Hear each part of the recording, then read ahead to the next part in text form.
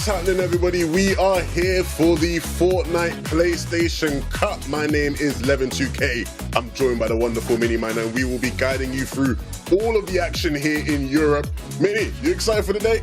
Of course I'm excited. You already know. We've got solo zero build action. It's going to be great. We've got the PlayStation Cup, and this is what it's all about. It's going to be a great night of action and some good vibes, I'm sure, here. Yes, of course, man. Always some good vibes here whenever we get some PlayStation competitions. Let's take a look at the format. What are we here for today? What does the Fortnite PlayStation Cup mean? Well, look, we're here in the finals. There were 2 qualifiers in which the players competed in to qualify for the big money competition. It was a zero build competition. 100 players are going to be in this lobby, all battling out across 6 games to win the ultimate prizes. I'll be honest, Mini, I played plenty of zero builds, and I can't imagine just how tough it would have been to qualify through to this competition in the solo zero build competition. Yeah, definitely really difficult task to do. Of course, it is opens as well, so anyone could take part, getting all the way here to the finals. 100 players, of course, in the lobby. 6 games of action today, so that's really going to be something to look forward to, as well as the point system, Levin. It's very standard for solos here. Yeah, 100%, man. I think we've seen, point formats very similar to this, of course, many a time. 2 points per elimination as well means it's a bit more balanced, would you say? Yeah, I'd say it's a little bit more balanced. You get 2 points for elimination, so that's 15 eliminations for the victory royale. Kind of makes a lot of sense. You're getting 5 points for just getting that victory royale alone. I think it's one of those where I think players will try and balance those eliminations with those placements as well. It's not either or in terms of weightness. So maybe we'll have a little look at some of the mid-match objectives as well, which are going to be taking place today, because these are really where the real points start stacking up. Yeah, this is where things go absolutely crazy. Of course, when you secure a forecast tower, you get 3 points, but the real big one, that Rift Island, 15 points just for the Rift Island, Mini. So big. That is such an important aspect of the game. We often see players actually sort of changing their strategy and their loot path and their positioning based around this loot island, because of course, not only does it give you great loot, great elevation, and of course usually great materials, but of course we're not in builds right here. It's just great overall. The 15 points is just an extra added bonus, and another reason as to why you want to go up for that Rift Island. Even the forecast tower, a little 3 points is not too bad, a little boost, a little bonus there, but it's the forecast telling the players where the zone's going to be going is going to be absolutely vital, and particularly in zero build, having that knowledge early on is going to be so crucial for these players that want to do well, and I think we'll definitely see players that make the most of these mid-match objectives having the most success here. Yeah, it won't be too bad at all, but let's take a look at what the players are playing for. The prize pool, $3,000 for first place. Every single player competing today will be walking away with something, as even if you get 100, it is still $100 on the line for you there. Mini, lots of money to be won. Lots of money to be won, and I like that. I like the fact that everyone walks home with some cash at least, even if you do come straight last place. But of course, everyone will be looking to that top 10, particularly that sort of top 3, where you're really starting to rack up in the prizing. As you mentioned, first place, walking home with $3,000 is absolutely massive. And of course, it's a solo event, right? So we don't have teammates here to try and bounce off of. It's only you if you're out there on your own, and it's going to be interesting to see how that sort of develops throughout the day.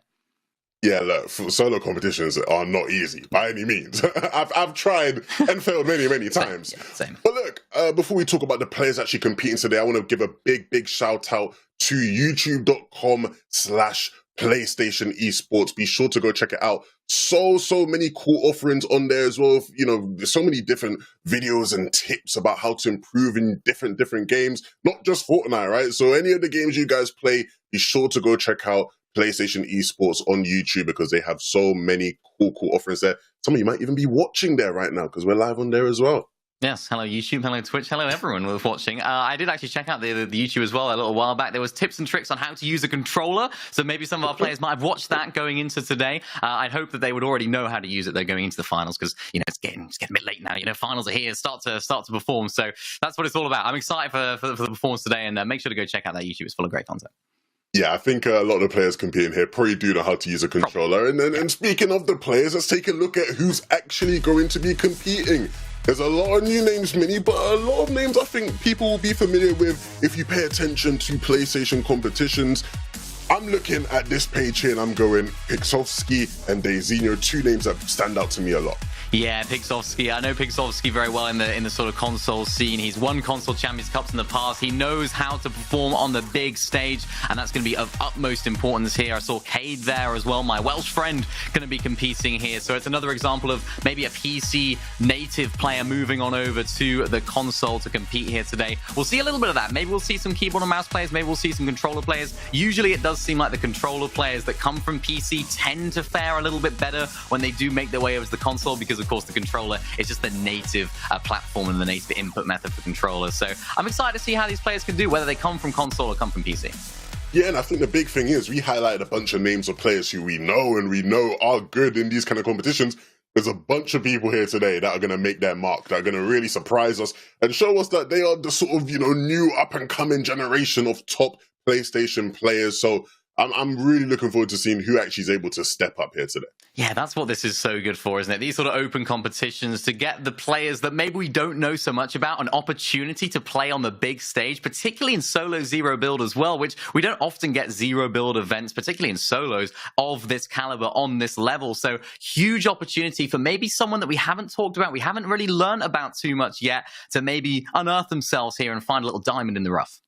Hey, look, if you watching at home right now want the chance to play in tournaments like these, all these players had to compete, right? They had to qualify. They weren't just invited. You can get involved in this action yourself. Compete.playstation.com. Be sure to check out everything they have in store on there. Not just Fortnite as well. Bunch of other games where there's a bunch of PlayStation tournaments being taken place. So be sure to check that out, of course. And not just compete.playstation.com.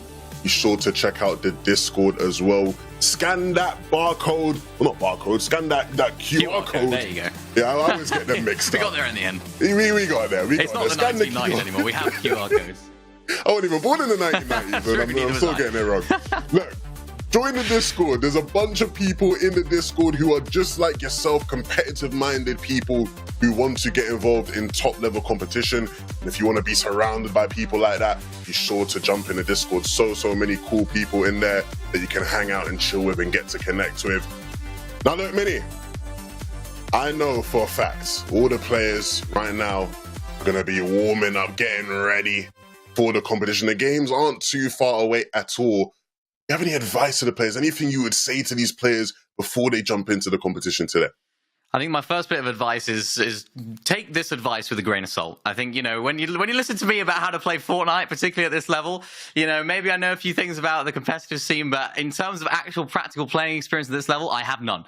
So take this advice with a grain of salt. Make sure to get off the gates well. First game number one. You don't want to be taking those risky fights. You don't want to be landing on areas that you're not familiar with. Just play to your game, play what you know, play how you know. And if you want to try and go for that Rift Island, it is worth it. But in zero builds, it's so much more difficult to actually fight for it, because of course you have no builds. You can only use the bunkers to claim that middle area and try and claim that island. That's of utmost importance for players that do have bunkers. Whether we'll see that in the first game, whether we'll see it, we'll have to wait and see. But yeah, my advice is just to stay calm in the first game, although it's easier said than done. Look, I have some advice I'm a bit more confident about giving. Here, right? I would say to players going into the competition, stay cool, stay calm, because one thing people always forget about solo competitions, Mini, is that it doesn't take that many games to really bump yourself up in the standings, True. Right? In other game modes, right, in duos, trios, squads, whatever it is, sometimes you need maybe 4 or 5 games out of 6 games to really win a tournament or be high up there. In solos, 2 good games, maybe 2.5 good games, and you're going to be somewhere in that top 10 most likely, right? So be sure to pace yourself. If one game doesn't go well, okay. Next game doesn't go well, okay. Next game again doesn't go well. There's still hope, right? Yeah. At a certain point, you do start to panic. Don't get me wrong. If we're here in game 6, it's almost over at that point. But right, you have plenty of games to play around with. So stay cool and don't lose sight of the end goal.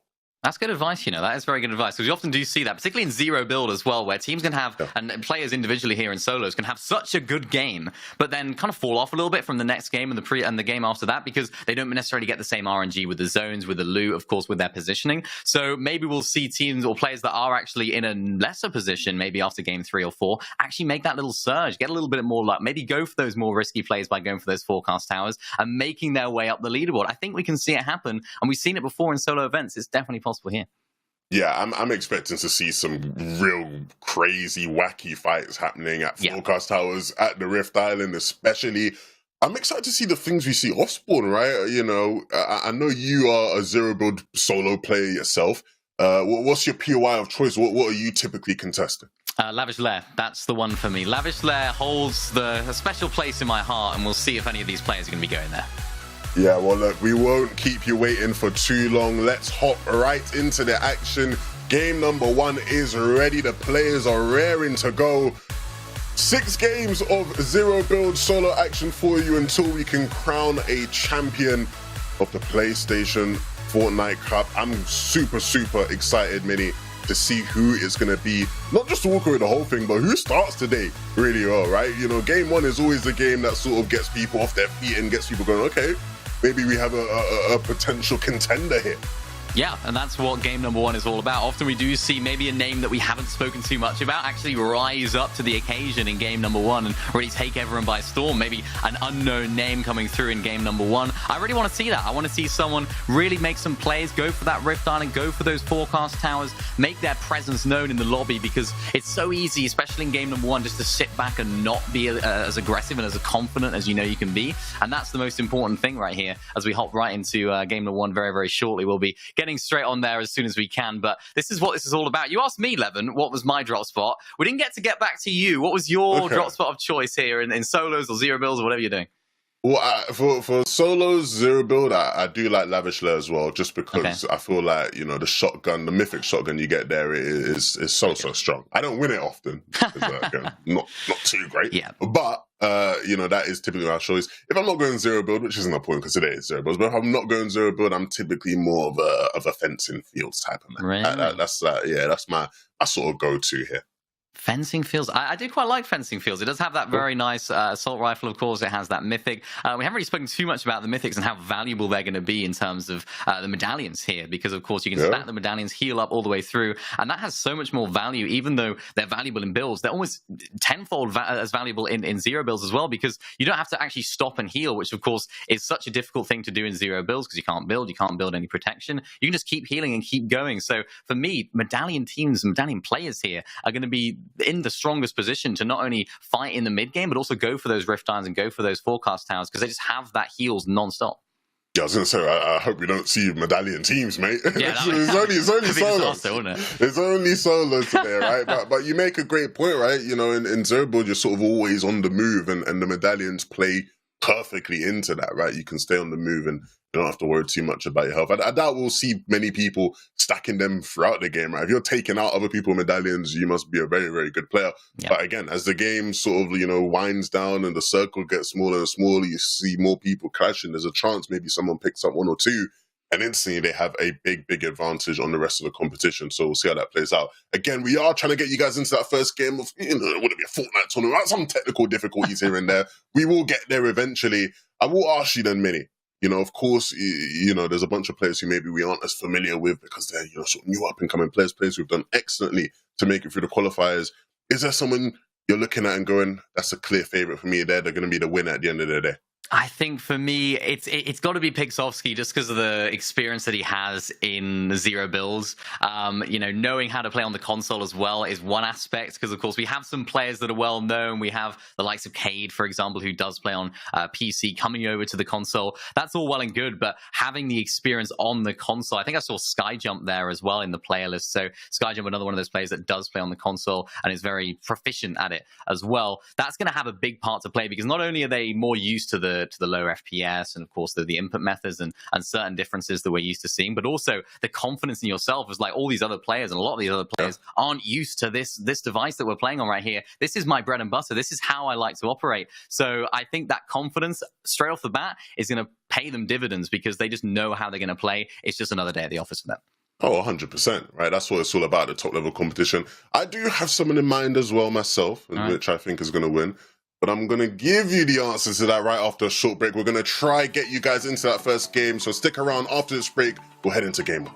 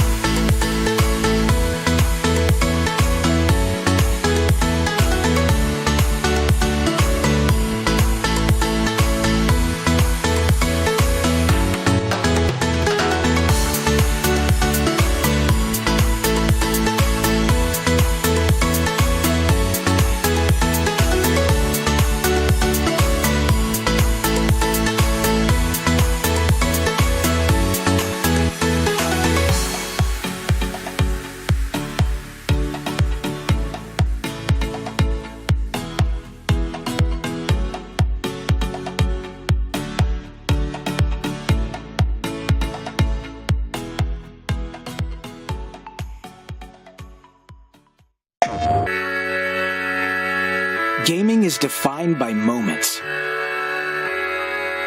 It is intense. The joy of victory and the thrill of overcoming challenges. Welcome to our home of competitive gaming, where we can all experience exciting esports moments. The final 1v1 of the game here. And celebrate the pros and the rising stars. I do want to see a female in the NCS. Bringing you guides and deep dives. Horizon can go up, but she can't go up fast. And tournaments where the community competes. Wait! Did he go? No way! Whether you're in a heated match, Back, let's go! or watching along at the edge of your seat. A duo taking down a trio! Let's create moments from the games you love. He'll take it! Join us and subscribe to our channel to follow everything esports on PlayStation. PlayStation.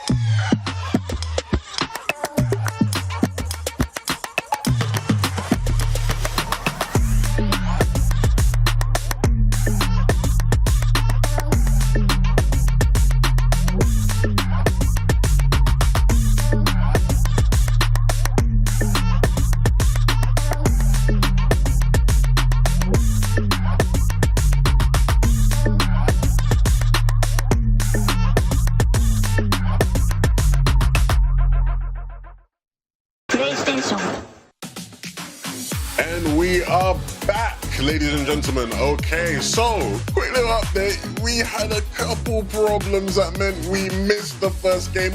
The game did happen though, so don't worry. We'll run through what happened in that first game, but we didn't get the chance to see it. Hopefully we'll be able to jump into all the rest of the games, no problem at all.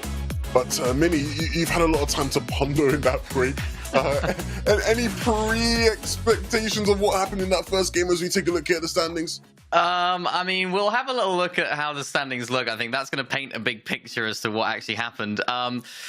Someone eliminated someone else. Someone won. Someone won. Someone got the island. Yeah. Someone got forecast towers. Someone did well. Other people maybe not did so well. But let's take a look at who did quite do so well. It was Zynox, who actually ended up coming out on top in game number 1 with 40 points, 5 limbs. What a start. Not too shabby, right? That's a big game from Zynox, taking home the dub. I mean, yeah, a nice lead, you know, to sort of start the competition with.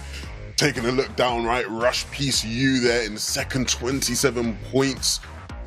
I mean, I'll be honest, like, I'm looking at things here. I'm trying to figure out if there's anyone who very obviously just got the island, but I don't think that's too clear right now. I'll be real, is there anyone who you're seeing down low that you're a bit surprised by, or is it all just sort of part and parcel with solo competition so far? Looks about right. Yeah, I think the thing is, you know, it's quite hard to see what's exactly going to happen throughout the rest of the tournament after game number 1, right? You know, anyone can have a good game, anyone can have a bad game after game number 1. You never know what's going to happen in terms of zones, etc. I do recognize the name Toxic Tryhard there. I'm pretty sure he's played in previous finals that I have had the pleasure of casting, so I'm excited to see how he can do today. As we scroll on down the leaderboard, get to see some other names who maybe didn't quite have as good of a game. We see Cade there in 56, the name that I've mentioned a couple of times. Not quite having the dream start, only managing to get just into that top 20 or that top 75. So after that game 1.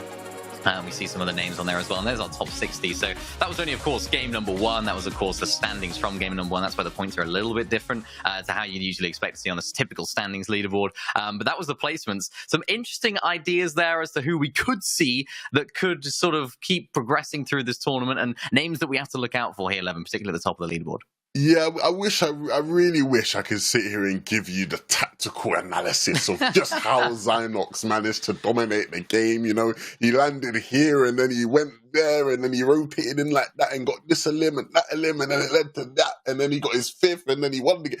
I wish I could give you that. I can't give you that.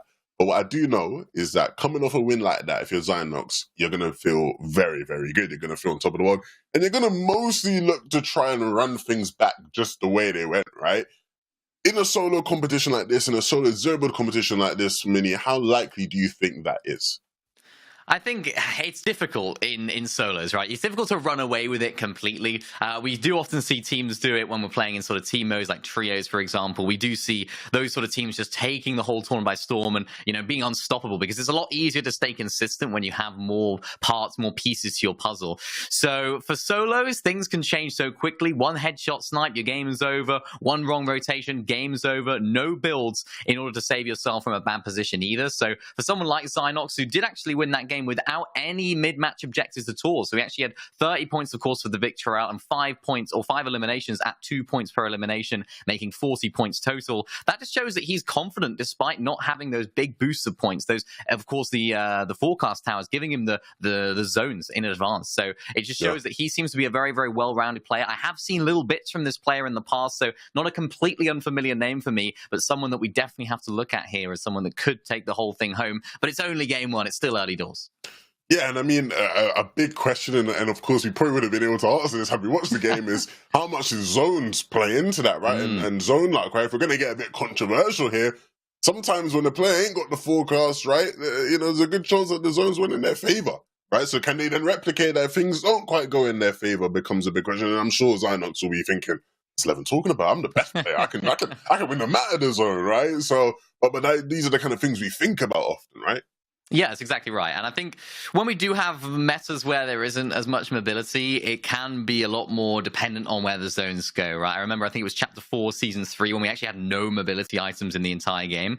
Now we do have, of course, that grapple blade. We have those flowberry fizz items, of course, the juice, and, of course, the flowberries themselves that give you that little bit of extra momentum when you're rotating through. Those make mitigating those difficult zone situations a little bit more doable.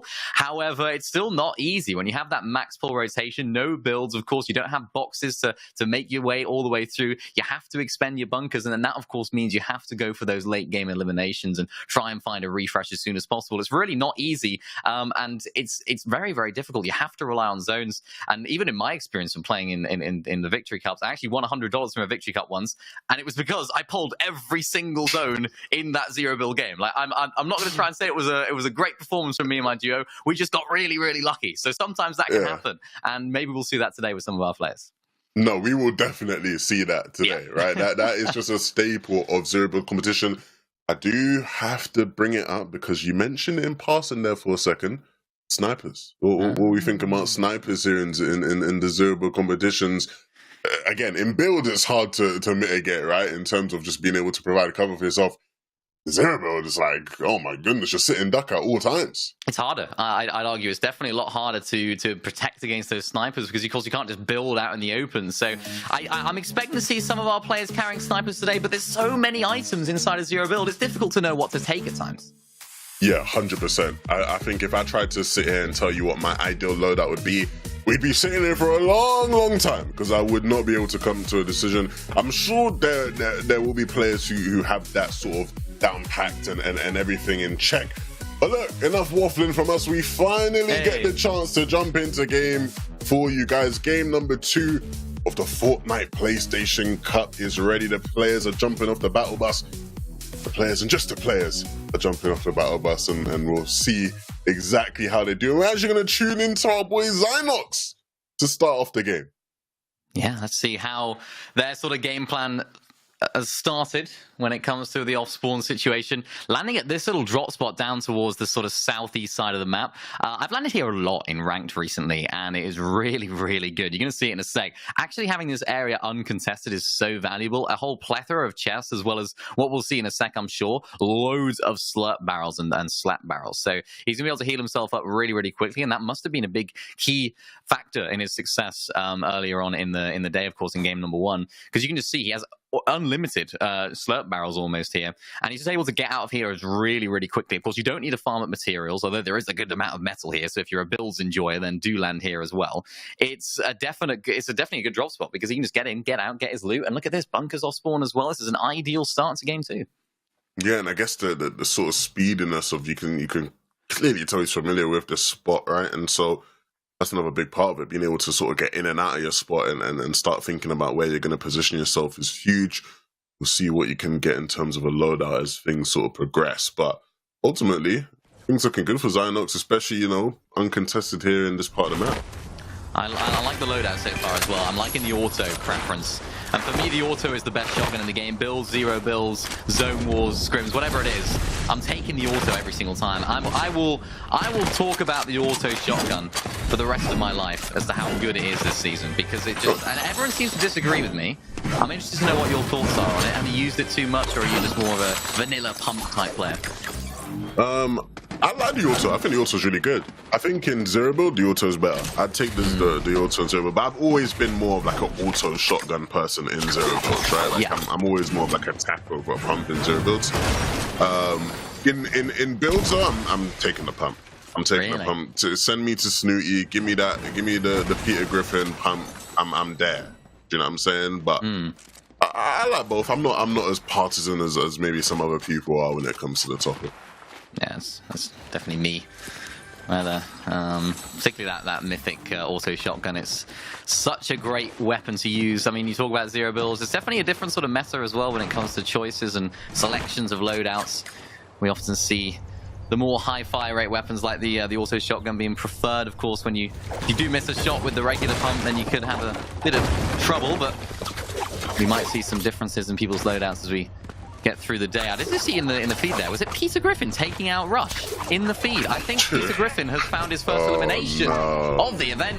Congratulations, Peter Griffin. Imagine getting outplaced by Peter Griffin. That is unbelievable. And this is only in the game that we saw. Imagine what he did in game number 1. Sure. 2 points per elimination, of course, so that would mean Peter Griffin would have 2 points so far. Interesting to see a C440.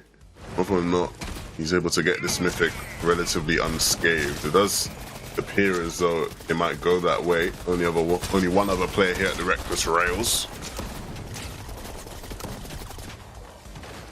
Yeah, it's a difficult situation. I mean, even just attacking any NPC is quite difficult, particularly when you have players nearby as well. It becomes even more difficult. And this NPC in particular actually throws those fiery bottles, I suppose, which kind of cause a little bit of havoc because, of course, they're starting to burn the entire building down, which certainly doesn't help things at all.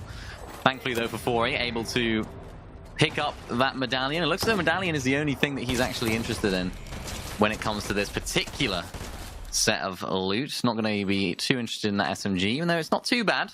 It does seem like the burst SMG at the moment, whether it's bills or zero bills, is the preferred one. Starry, though, looking low on the HP. And this is something that we haven't really talked too much about, is that riot shield. That shield in zero build can be so valuable when it comes to endgame, because you don't even need bunkers necessarily. You can just play behind that, and people aren't going to bother to shoot you because there's just not too much point, really.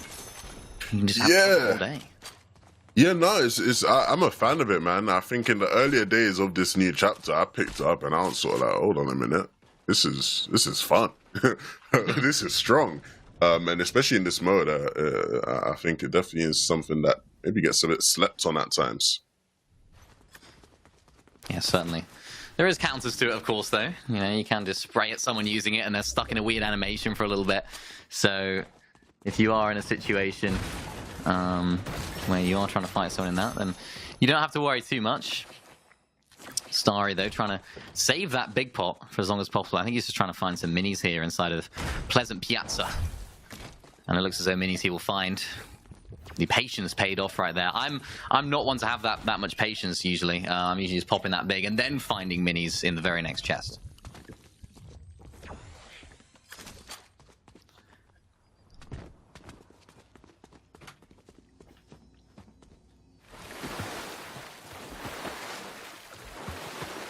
Monkey, though, just outside of Ritzy. Using the water, something that we might see a little bit of today, particularly if the zones do end up pulling a little bit further back out towards the outskirts of the map. Might see some water swimming rotations. Who knows? But for Monkey, he's just trying to find some meds. There's another player, Automatic, may actually be making his way into this building. Monkey's just lurking nearby. Automatic, which way is he going to go? We don't know. He doesn't know that if he goes into this building, his game could well and truly be over. But of course, with Monkey's lower HP, this could be an interesting fight if things start to boil over here inside of the almost a little watchtower here at Ritzy Riviera. I'm thinking he's just going to play this out a little bit more carefully, and we'll see a lot of this throughout the rest of the day today. Is a lot of calmness when it comes to fighting, not just over aggression and over excitement when it's not needed. So for Monkey, though, he needs to try and get involved and into the zone as soon as possible, because of course he doesn't have any whites to sustain himself here for much longer. He has to be very, very careful with how he approaches this rotation, just sneaking past the other player and able to get towards one of these vending machines. Does he have enough gold to buy the med kit? Looks as though he maybe doesn't. Ooh, finding out. Tough. He's broke. He hasn't got anything, and now he's stuck out in the open. I know the feeling, brother. You ain't got the gold in the bank that you need. You still just got to make it work. When I got up this zip line for a second, and you could tell the panic. It was like, where do I go? How do I get up here? He made it up, though. That's the main thing. Find some bananas along the way as well. Not going to be too much, but enough to sustain him for a little bit longer. But not if there's another player in the back. Having to expend a bunker this early on is not ideal whatsoever. He does, of course, have that Flowberry Fizz, so he's going to be able to extend his, or improve his speed of rotation, getting into that zone. Luckily for him, he's just about making it into that safe zone, but oh no, there's another player nearby. He has to be very, very careful as to how they make this one move. It's not going to work well for Monkey. He's just got stuck underneath this mountain with no HP and no hope there. Yeah, that was not the most ideal situation, especially where his only sort of form of cover was to jump back into Storm down the hill and just give that player the perfect spot to really wreak havoc upon him. We might see similar take place here, but it does look like maybe things are going to cool off a bit here. Not much more fighting. Players need to start thinking about how they're actually going to get to zone. There doesn't seem to be anywhere nearby. I think this is the loadout we're expecting to see pretty much all day here from this player. We have the assault rifle, the auto shotgun, bunkers, the grapple blade, and some bigs. Of course, with the update to the bigs, you don't just have to sit there popping the big anymore. You can actually move, and it's the same with all the heals. You can move around and enjoy the big pot, whilst of course you're able to keep on the move. But also, more importantly, I suppose, for zero build, if you're midway through popping the big and then have to cancel it, it'll still give you whatever amount of shield you've actually already consumed. So even if you have to cancel it with only 25 consumed, you still actually gain that 25 rather than losing that entire big pot. Such a useful addition, such a useful change.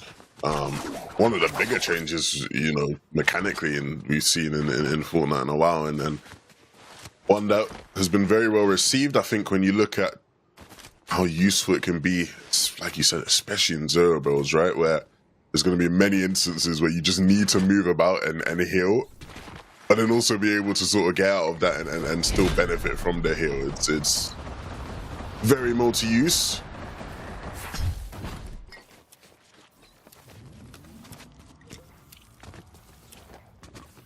This is a prime example of how it's going to be used for Yuki here, just inside of the storm. Popping the med kit while still on the move. One of my favorite things to do as well is you can actually slide whilst popping the meds and stuff. So you can actually just keep the momentum going really, really quickly whilst also popping bandages, med kits, whatever you need to be. A little bit of standoff here, though, from Clayton and Sequel. But it's not standoff for too much longer as Clayton decides, you know what, I'm going to get the job done. I'm going to jump on in, realize he had the shield advantage, and is able to retreat back to the bush to his safety.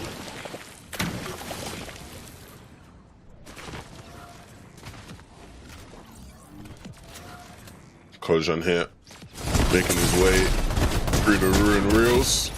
Faywick gets taken down in the bush, some auto shotty action. Unlike in the pros and the cons, right? If you can hit your shots, it's gonna go well for you. Unfortunately for Faywick, couldn't quite connect hard enough as he rushed into the bush there.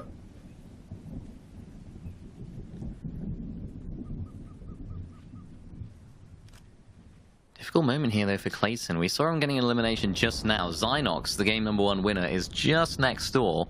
But looking at Clayton's loadout, the loadout itself is not too bad. I'm looking at the ammo and stuff, and of course the shield overall is not up to max. So things can be a little bit difficult if you aren't playing things passively off spawn. Leftover prize inside of the bush. I'm sure everyone to go for the top prize today rather than any leftovers. We'll have to see how he I see what you did there. plods along here. That was a pretty good one, wasn't it? Came up with that all on my own. I'm here all night, folks.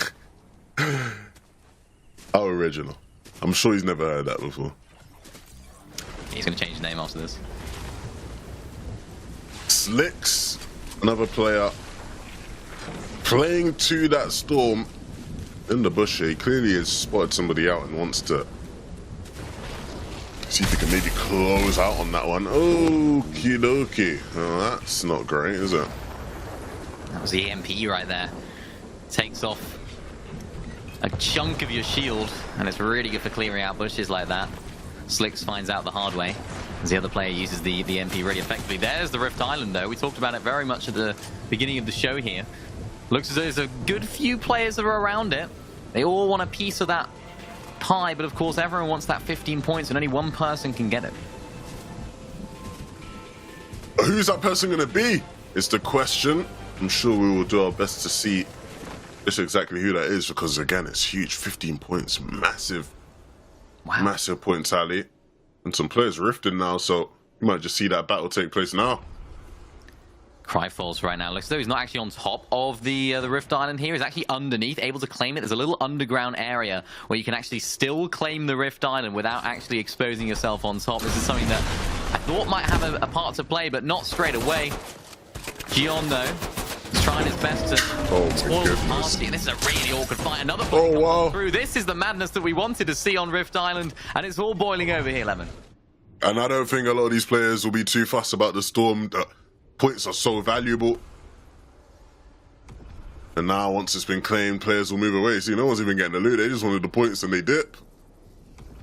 That's crazy.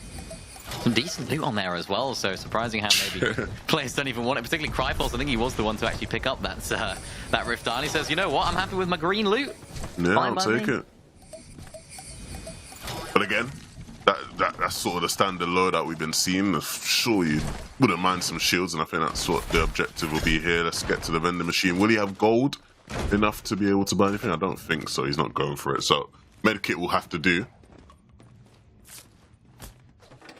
Would he have gotten some gold from the island? He would have, right? Yeah, he would have. So yeah, if he'd have gone for it, see, he would have been able to afford some big bucks here. He would have been able. Can he do it anyway? No, he's bouncing around. Oh no, he can't. He can. Fair enough. See, look at me. I was talking rubbish. Exactly. He knows. He's got more than enough money. He's chilling. He didn't need that cash. He's just got. He's got money all day long. That's on us for pocket watching. we shouldn't have been pocket watching. We shouldn't have. I think he was waiting for us to look away and then buy. You know, he didn't want to flex. He's not a flexer. I do just notice now that their gold is at the bottom right, so we could have just known the whole time. Oh, there it is. Yeah, no. Yeah. I didn't see that. I mean, I knew that. Yeah. It must have added that just now. They added that. I actually knew it was there. You know, I was just seeing how long it could go on. You know, it's like when teachers get the spelling wrong on the board and they're like, I was just testing you guys. That's what it is. Nah, guys, I swear 136 gold. 136 gold, eh? That's gonna be the con whenever we see a player. Oh man. We were pocket watching and he had the money the whole time, just sitting there. Wow. Okay. Well, enough gold watching.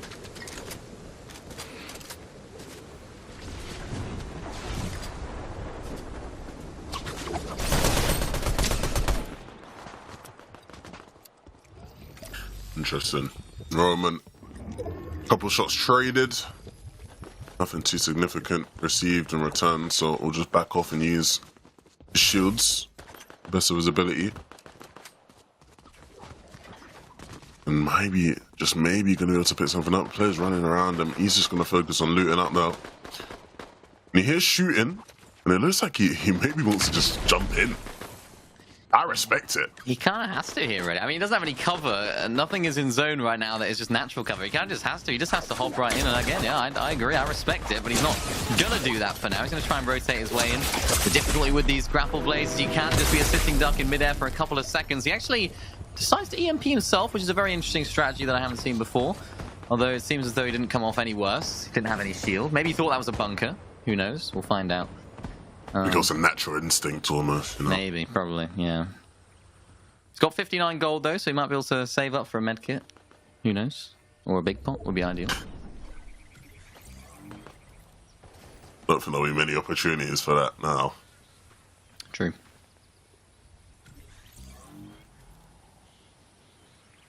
You reckon he stays alive here in this crevice of the rock? I mean, yeah, I think he will. I think he will until it becomes time for the teams behind to rotate through, because he's gonna get seen from above, right, from that hill. So you reckon? Yeah, I think he's good, man. You think? I think he's good. I think unless Kojan comes sliding down, which for a second it looked like he was, I think he's good. Well, he was wearing the right outfit, wasn't he, for to sort of go in a little bit. So you know, maybe we'll see more of that. It does happen. Low aim though, making their way through, just trying to readjust the angle at which they're trying to attack this next zone. A player in the tree there, right in front, going to expend his final bunker to give himself a little bit of cover here inside of the zone. But now the benefit here, he can look back. This position for this bunker is absolutely vital. He can look back. Maybe there's a player in the bush. He doesn't know. We do. But he can look back at all of those players that are rotating from the north side and just have a perfect angle on anyone coming in. The difficulty for him right now, though, if Zone doesn't pull his way, how's he going to make the move? As you see a few players now just battling it all out by this water. The players that have the bunkers are able to secure themselves, but other players not so much. John's trying to rotate out. Zyro's going down. And that's the result of when two players try to fight each other, everyone else tries to get involved, and then everyone else realizes there's everyone else there, so they decide to disengage. John Cena goes down. That was a fan favorite for me. John Cena FM. I mean, I don't even know how he's been seen there, to be honest, man. I'm ashamed of myself. Yaki goes down. 2 elims to their name, though.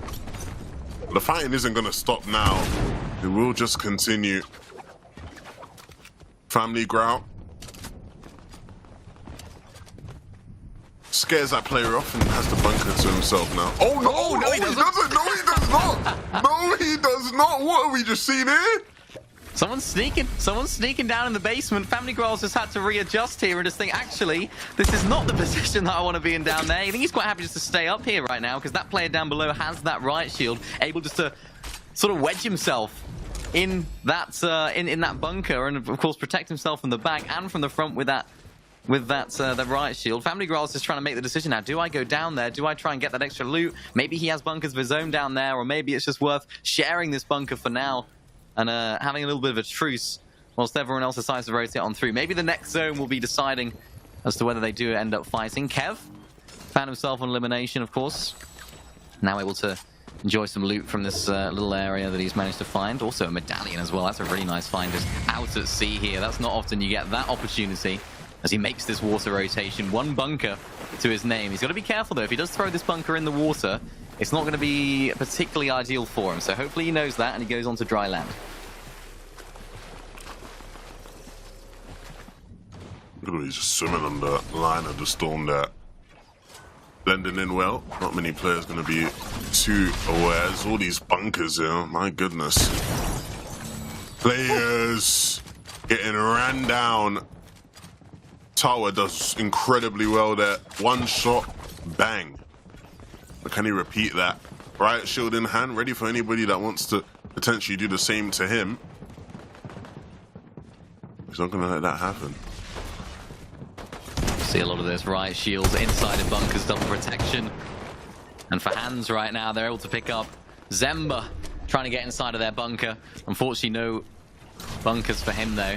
He does, of course, have this one to cover himself for now. Zone is pulling in a favorable way for him as well, back up to the north here. For those players that are stranded out at sea, I can see 1 little arrow there at the bottom. I would not be in a great mindset if I was him right there. I'd be pretty upset with how that zone's pulled, but it's to be expected. Pulling back onto dry land. And as Hans here can just enjoy this position. He's got to be careful from behind, of course, as that zone does pull out. But this is a little strategy. Sitting inside of a tree, Daisino.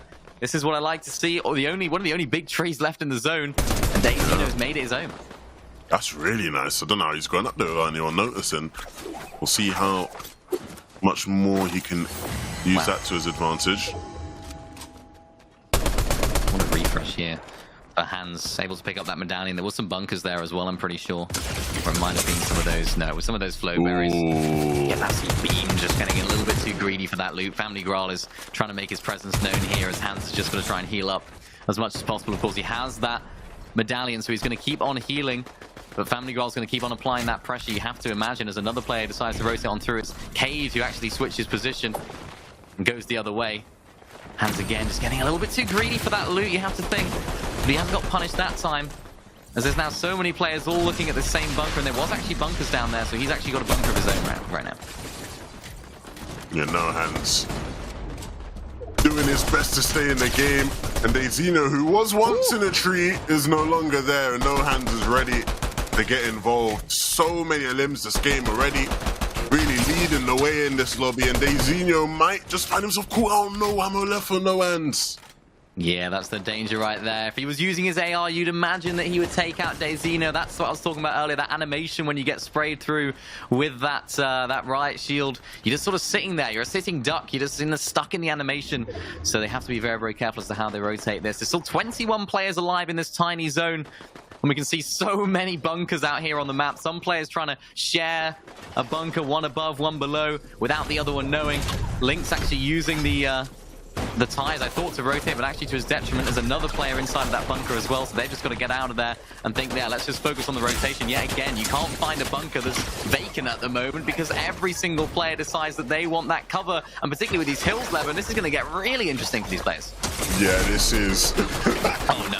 So interesting. The duel's taking place right now with the riot shields in hand. Lynx runs out. No Hands now doing his best to stay alive. We've seen him do so well already. Wow. The shotgun comes out perfectly done, and then the grapple to get out of the harm's way. Let's bring him back down into the war zone for just a second. And will he be able to get out? Waiting for a recharge. And now he finally has one, but it's way too late. 7 of them will be all it is for no Hands. Family Graal still staying in this game. Sliding all over the place, just like everyone else seems to be. Everyone's using these riot shields right now. Everyone's trying to get their position, get their advantage. But of course, when you're looking at one player, there's also someone knocking on the door right behind. And there's, of course, so many players just looking to use these riot shields, also ramming each other with the riot shields, trying to send them into the storm. Contraire, not wanting to make the first move. It's a game of chess between all these last players now, as they're just all waiting for one person to make a mistake. Keep your back to the storm seems to be the play right now. But what happens when someone starts playing in the storm is a real question. We're seeing people jump in, Stingy finally going down. And Kawhi is going to be looking for another one to add to the tally. He might just get it. Everyone just turning every which way. One more. Can he get the third to win the game? He needs to reload. The reload comes through. The train coming in now as well. What? He needs to slow down the train. And now it's slow to win. Oh my goodness. What have I just witnessed, Minnie? The timing with the train was unbelievable. I've never seen that happen right there in the end game of Zero Builds. Like, the chances of that happening, that train could have been anywhere on the map at any given moment, but it was there then. And that was the moment that caused them both to sort of have a moment where they're like, hang on, what's going on here? But a fantastic victory Royale. And we finally get a taste of what these games are going to go like here in the end game. And it's definitely a spectacle to watch. Yeah, that was quite the end game, man. I'll be so real. Seeing everybody battle it out with their riot shields like that was just mental, man. Absolutely mental. I love it. As we take a little look at some of the highlights from our second game here of the PlayStation Cup on EU, the Zero build. It has not disappointed so far. It's just absolute drama and excitement for all of our players. The riot shields really coming into their own. And it just seems to be so many players that are making a move and then getting immediately punished for it. So nobody wants to make that move. But some just are forced into that. No Hands, though. We have to give a shout out to him. Was it 7 eliminations he ended up the game on? Despite the fact not making it that far in terms of placement. Really great stuff. No Hands. It's just, yeah, man. He's clearly got hands. I'll tell you that much. He's clearly got hands. This is where it all started to go a bit wrong for him, though. Jump down to pick up another. And this limb was nice, but then couldn't get himself back up. The ending here, Kawhi. I thought Kawhi was going to win it all, to be honest. So I thought he was going to turn, pick up the second limb. But it was in the end, the train running through and Boslo going in for the limb and picking up the dub. I'll be real, man. That was quite the game. You can see the top 3 or the top 5 from that game, Voslo, Kawhi, Contre, Blick, Stingy, and Fox J were the 5 players left remaining at the end there. And a big game for first place, picking up a bunch of points there. Yeah, really great stuff from our first place. Someone else I've noticed here as well, Zynox sat in 6th place in that game. So, of course, he won game number 1. We didn't get to see that, unfortunately, but what we've seen here is that he can be consistent as well in game number 2. So I have no doubts that should be putting him at the top of the leaderboard, despite the other good performances from some of the other players here. There were some other, of course, big names as well that did pretty well. We saw No Hands there, 7 eliminations right there. So although he didn't get quite as good of a placement, those elimination points are going to be boosting him up, as well as some of our other players as well. It seems to be trying to make sure to prioritize placement here is the story of the game, because even our winner there only had 3. Yeah, man, everyone's trying to make sure they get that placement, hiding in bunkers, using the riot shields even when you're hiding in the bunker as well, right? It's like not taking any risks whatsoever, and I think we're going to see much more of that in the games to come. Yeah, I think that's what it's all about. You know, we have these bunkers, they have their protection, they want to be double protected, so why not use the riot shield as well? And we see a lot of that, right? We see players that are actually not going to be fighting the players in the bunker because they know that if they then go in for that fight, so many other players will also be looking at them and thinking, right, we can actually capitalize on that fight, and it ends up with like 4 or 5 players all around the same bunker, and nobody really wants to be there, so it's kind of an awkward dynamic. So it's all about not making that first move if you're making a wrong move, and trying to make sure that you can keep those bunkers to the late game, it seems. Well, look, if you want to see who's going to continue to keep making the right moves, stick around. We have a quick break and much more games on the way.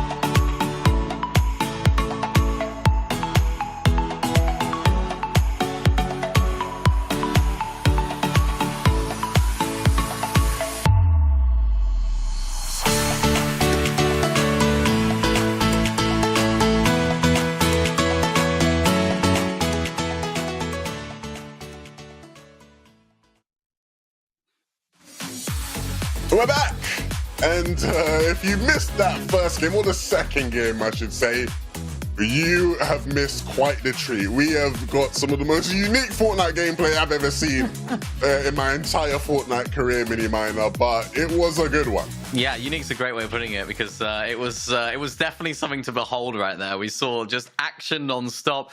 We saw some crazy fights going on. We saw the train making an appearance right there at the end, as well as some really interesting plays with the bunkers. I mean, I just didn't know what to make of that when I was watching it, but now it's sort of starting to make sense. It's like, okay, that's what we're going to be expecting to see. That's the strategies we're going to see the players unfold here.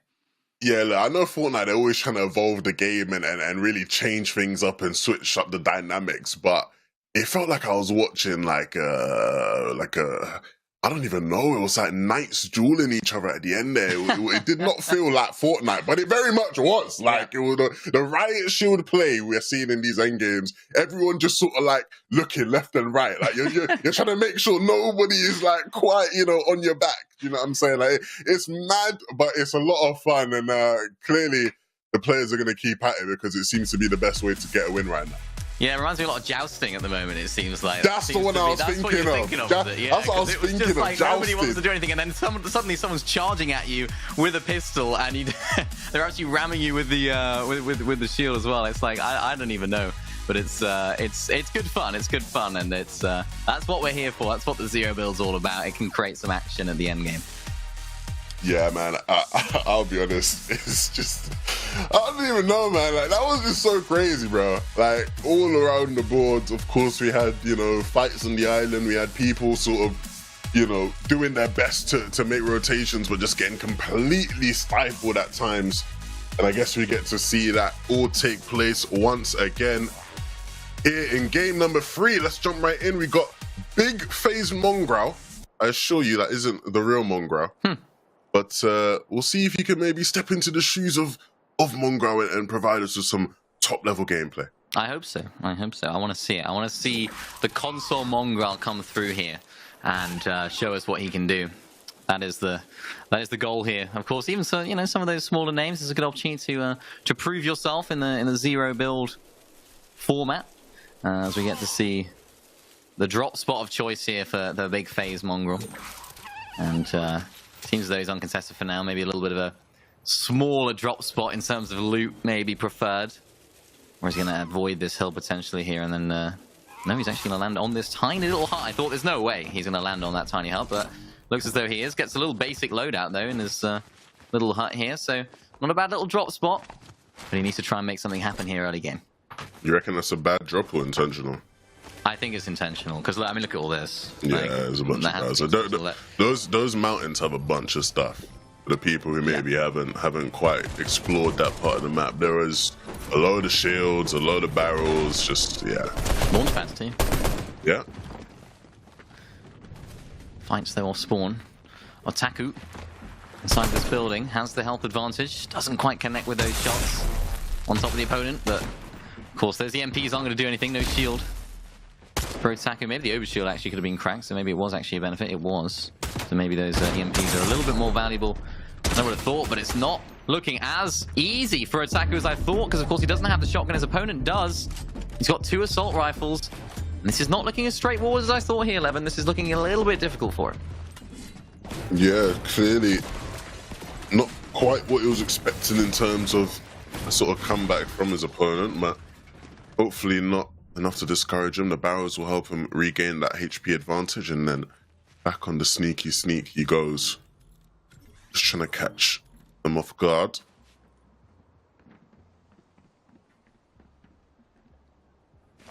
Maybe this is the play, maybe this is the idea, just disengage. Both players quite happy to sort of split that drop, although the loot, the attack has gone from that, not quite ideal. We saw Peter Griffin with 1 elimination in the second game here.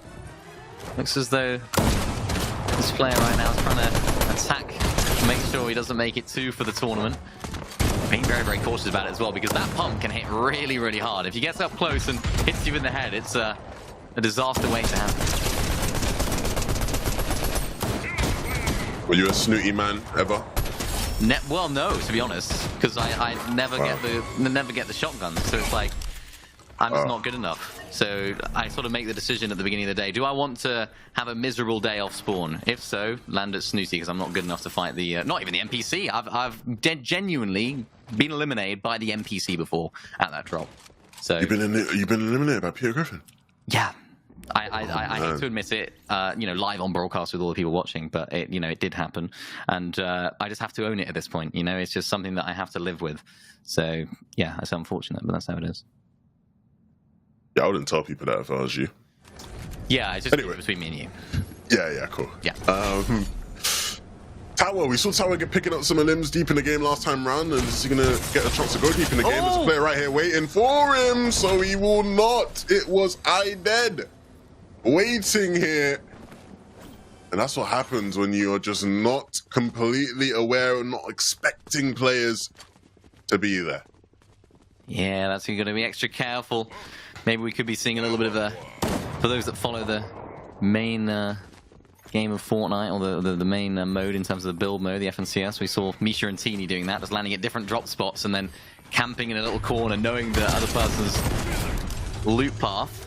Maybe that's what we saw a little bit of a rendition of there.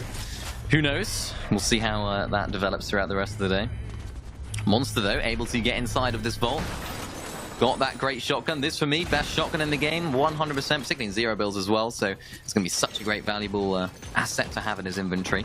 Unfortunately, the AR is not looking quite as good, but I think he does just get a blue one there. So the loot that this vault has to offer is so valuable. Even the weapon mods there as well with the bench just allows you to tailor your weapons to the exact play style and the exact way you like to play. So that's going to be a really great benefit for that play.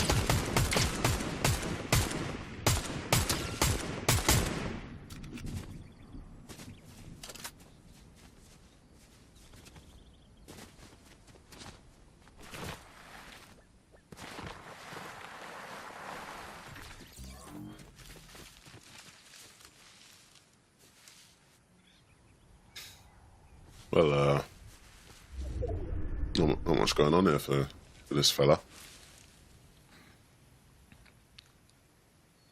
Can be quite easy just to sort of run around in zero build. So I know a lot of players do sort of get bored. You know, they think, oh, I'm just going to run around and make some plays. But that genuinely is probably the best thing that he can do right now, sat inside of that bush, and to you know, ensure that his attention span is not going to be too low.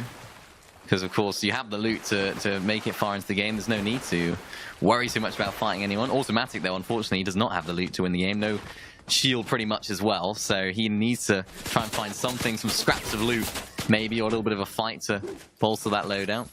Mafio. Seems as though they do have a little bit of loot under here, but they have a problem up above. It's another player.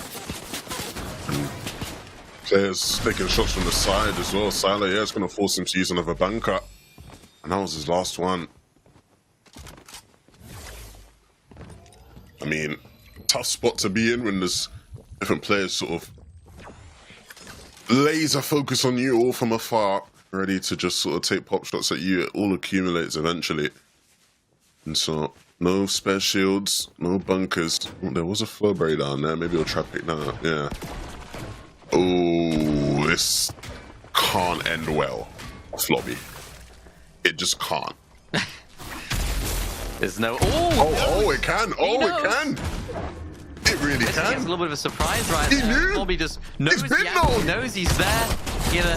Flobby gets still in. Flobby is insane. That's how you play this. He might have even found us a couple of extra EMPs and thought, why not throw them in? Probably wasn't even expecting there to be a player up there, but was definitely worth the throw. And he didn't throw that fight whatsoever. Shout out to Flobby. That's the kind of awareness you gotta have in these types of lobbies. Completely made me eat my words. It ended up very well for Flobby. Yeah, it's the caster's curse. Happens all the time. So if you're a Flobby fan, then I'm sure you'll be very happy about that. Just knowing the area, knowing where people could be hiding, that's really, really smart from him. And it's those EMPs that can really initiate a fight in such a good way. Knocking off overshield and, of course, a little bit of HP as well. Toonie winner. Just on the outskirts of this area. Snooty towards that south side of the map. Just rotating through. Actually, one of the first times we've seen a player carry a sniper as well. Likely just because he has nothing else to carry, but maybe we'll see a big headshot snipe coming through here and maybe a little bit of a refresh. That's what he needs.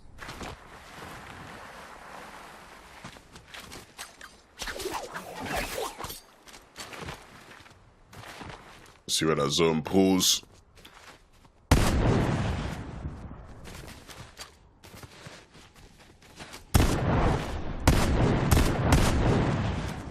Keeps going central. As expected, A Spectrum making sure to clear out that bush again. Players clearly have starting to learn their lessons here.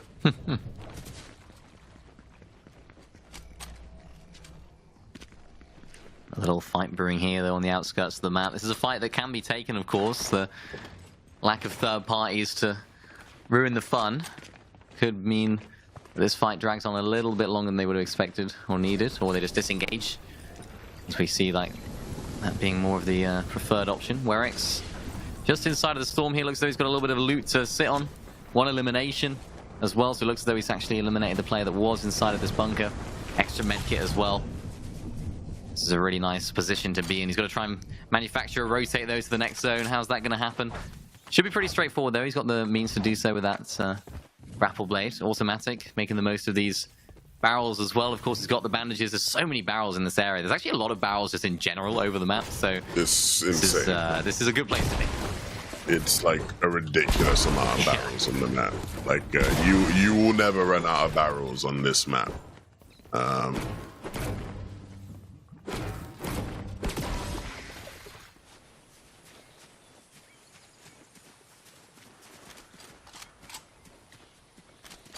Tiger winner. Loadout looking good. Some shields, some bunkers, the auto shotty, and then that grappling hook as well. So I'd say, all in all, things shaping up as long as they can avoid getting themselves stuck in between a rock and a hard place. And that bush will be a nice little spot to camp out at. Lovely little camping spot, you know. Got the river. I'm sure it'll be a nice sort of little bit of white noise in the night. The scenery here is unbelievable. Beautiful, isn't it? Wonderful. Splendid, I think, would be the word that I would use. This is what we see a lot of players doing, just sort of camping out inside of these bushes. Some with more sumptuous scenery than others. Gion, though, actually gliding away. Very doable as well, of course, in this current season of Fortnite. Weapons not quite as dangerous from afar. Leftover prize inside of their bush as well. Flobby, who we saw in a really, really good engagement early, coming out on top, actually down on the HP right now. I can only imagine that was leftover prize that actually forced him away from that area. Starry, who's also trying to make his rotation into the zone. Looks as though there might be a launch pad. Is there a launch pad here? I'm not 100% sure. Usually there is on these sort of docks. Yep, there it is. He's actually combining that with the flowberry as well to get that extra height. So he might be able to glide his way in towards the central area of the zone, trying to scout out a place to land and a place to camp out as well. Of course, no bunkers to his name. You don't really want to be using the bunkers too much here either. Maybe this bush decision could be bad, but no, he's okay for now. Relatively unscathed. It looks like he's getting W keyed as well, where the player Cry Falls is actually getting right on into this fight. Starry doesn't know what to do, and he goes back to the lobby.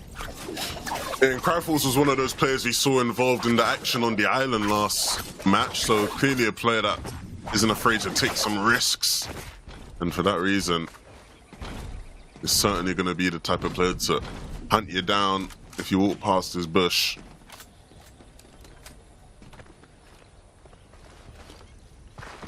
That might be the strategy there for Cryfalls, actually just sitting in a bush next to a nice little bit of cover, baiting people to go into that cover and then just pouncing on them from the bush area.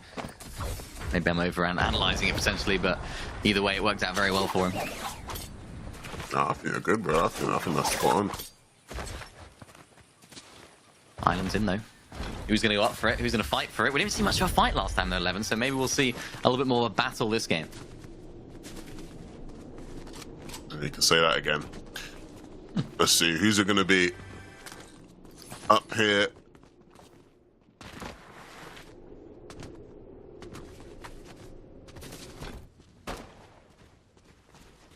Again, oh. I got no words. I got no words. Claiming it under this area. This is the place to claim it. But the other player will have to know that it's getting claimed here. Just playing it very, very carefully. Just simply not contesting it at all, and it's a free Rift Island here for John Cena. Wow. I mean, nobody could see him. That was what happened there. Are we gonna do this every game? I'm down. I'm down. I'm down. Okay, cool, man. If we're gonna do that, yeah. Fine, yeah. Cool. John Cena, man. Wow. Fun fact for the people watching: this is actually John Cena. He is a dedicated PlayStation Fortnite player. That would be lovely. You're laughing, but it's John Cena. You can't tell me otherwise. Well, I mean,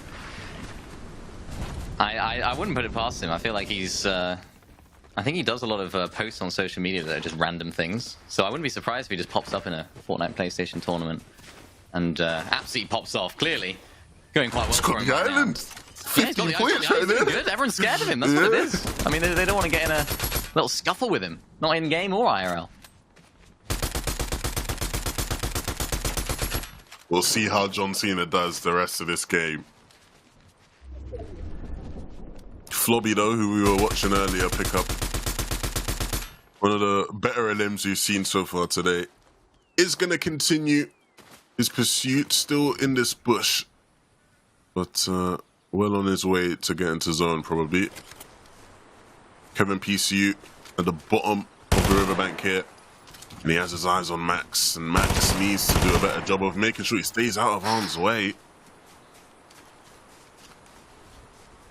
That burst of some G coming in handy. Very little recoil on that thing. Such a powerful weapon. I didn't expect to see it so much in zero builds, actually, because of the lack of range that weapon actually has. So maybe that's why we're seeing him drop it. He's still carrying the sniper, though, so I still yet to see a big headshot snipe, or even a big snipe at all. I want to see it happen, as everyone's now sort of pitched up inside their bunkers. John Cena is able to rotate on through from that rift line, actually landing in a tree, so we get to see some of that action later on, if he doesn't fall out of it. As you can see on the left side of the screen, he's just about staying in. We can see all these different bunkers, though. Everyone's quite happy to stay inside. And look at this. You literally can't see him. Where is he? Where's who? Don't know. That's the question. Who knows?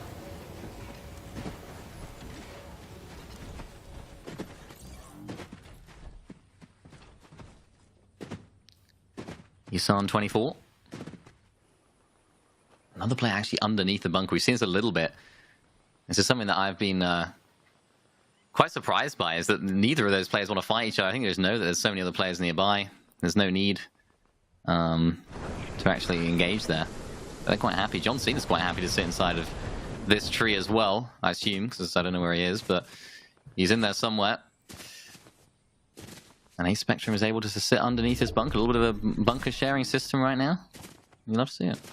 Well, he's not trying to hide the fact that he's here, is he? So my question is how the other player above him will respond. Will he just leave him here? Let him be? Will they share the bunker? Hey, wow. Find out next time on what I said there. The bunker on the hill, John Cena down in the tree. It's just perfect. It's a perfect visual right now. Brilliant. Wow.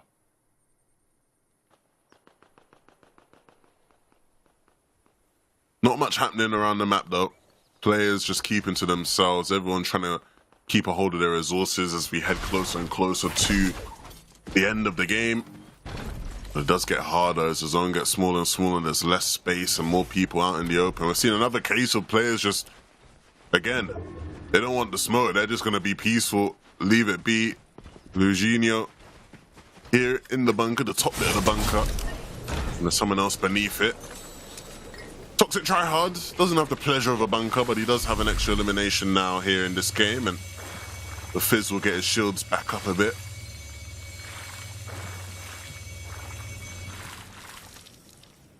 I like that from Toxic Tryhard. They're not afraid to fight inside of that storm. And oh no, it's the selfie MP from Zero Build Mez, who looked as though that would have been his demise right there, but actually claps back really nicely with the shotgun.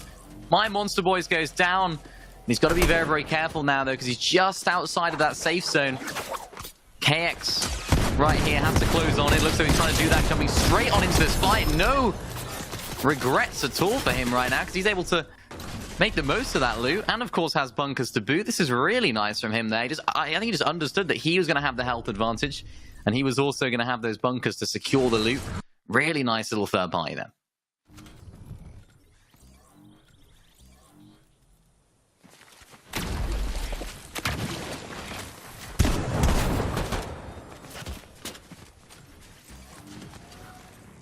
Finally, some bunker warfare. Players not gonna share, it seems.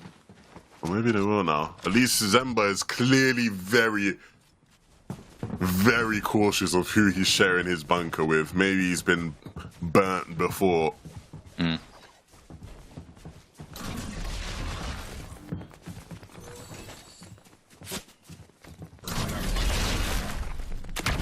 Man also extending the bunker mansion that they have going on here.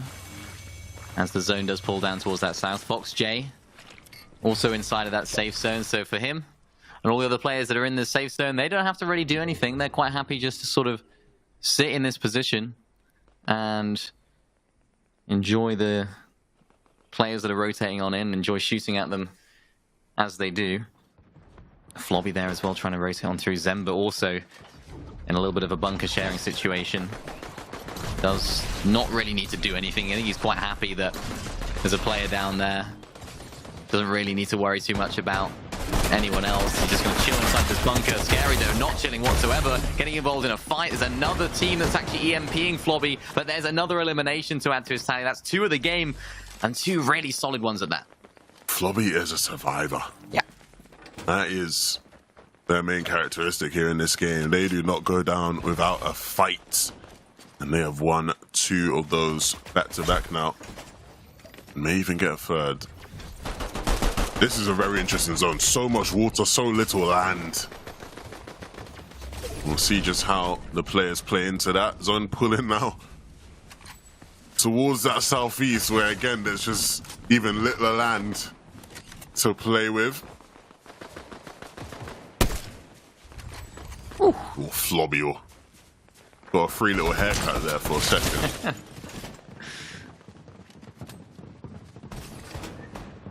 That's the danger of peeking out of your bunker. You get reminded of it when you just get a close shave like that. Stingy in a little bit of a disheveled bunker at the moment. Not really too much cover. And especially when there's another player involved, he doesn't want to be inside of the situation at all. Actually ends up just swapping bunkers. So now Stingy's in his bunker and Flobby's in the other. So a little bit of an upgrade, I guess you could say, for Stingy. It looks as though he's a little bit more HP in this one. And not quite in the zone, though, so this next rotation is going to be key for both players. Max also looking back inside of his bunker. He's inside of the zone. Very experienced player in Max FN. He knows how to play this very well. Doing so very effectively as well. It seems like so many players are not even carrying assault rifles. They're only carrying these riot shields, and you can see why. He's able to rain down fire, quickly reload, and of course cover themselves as well. Seems like that's a perfect strategy in this endgame.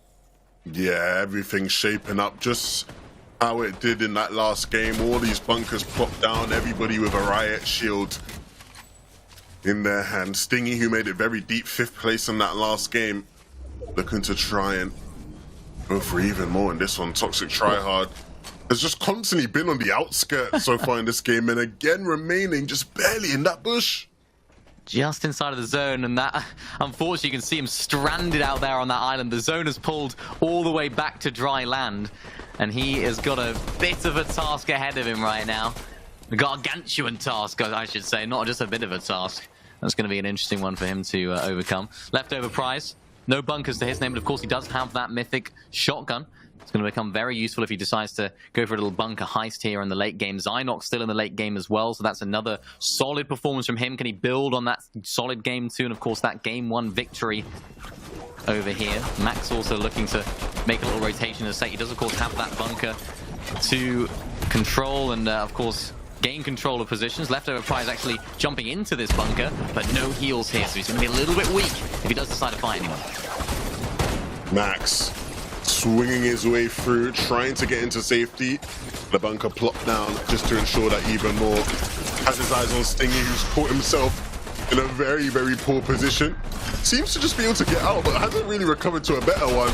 And nobody paying attention, but you can't walk into a bunker. That's leftover prize right there. That's going to be doing his best to try and move him out of the way, and Stingy still staying alive somehow and still walking into bunkers. And he's got that Flowberry Fizz as well, so he's going to have to try and find a good opportunity to try and pop that. Of course, cover right now is going to be the priority, but now he finds a moment to breathe and, of course, pop that heals. It's going to be so vital for him as everyone decides to try and make their way in. And actually pulls back over some old bunkers as well, so a little bit of respite for players that are able to take advantage of that. Stingy all the way back up on top, actually bouncing his way into the middle of the zone and just trying to fight as many players as possible on the way. He hasn't got any bunkers to cover himself. There's another player in the backside of zone. He's just following him into the safe zone.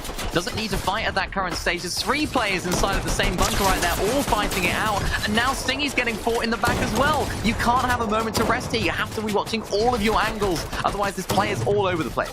Just playing off of both those doors on either side. And it seems to be working now. Every time I think Sting is going to go down, he stays up. Low aim, still in this one as well. And now has an even better position. The player in his box. What can he do? Can't do anything right now. This is a little bit of a shield skirmish. Luing right here just has to try and find his way into the zone as well, looking back to try and spray back at the other player that's rotating on through. This is going to be a difficult situation, but of course he does have that medallion to heal his way up. 4 players remain, fighting into low aim right now, gets the crack of the shield. Can he finish the fight off? No, another player slides in. It's Smipes that comes on through and gets the elimination. Low aim goes down as well. It's Prime that goes down. It's Smipes that comes through and takes out the final player for that victory royale. Wow, what a performance right there. Seemingly just taking the game by storm and taking everyone out as well. I mean, that's a huge, huge win for Smithies. I think everybody in that sort of final minute of that game sort of just had no real clue what was happening. Everybody constantly looking left, right, every way that they could to try find a moment to stay alive. And Smithies just the player that could do that the best there. There it was, Smithies, not Smythe. There you go. We're gonna say that one because that was a fantastic performance there at the end game. In a world where so many players are just trying to play a little bit safer, he just thought, you know what? No, I'm just not going to sit in a corner with my riot shield. I'm going to actually take the fight to these players, and boy, did he do just that. See all the fights as we take a little look at the replays, the highlights from game number 3. Lots of action, lots of mid-game action, but of course a lot of the similar sort of bunker plays that we've seen in the past.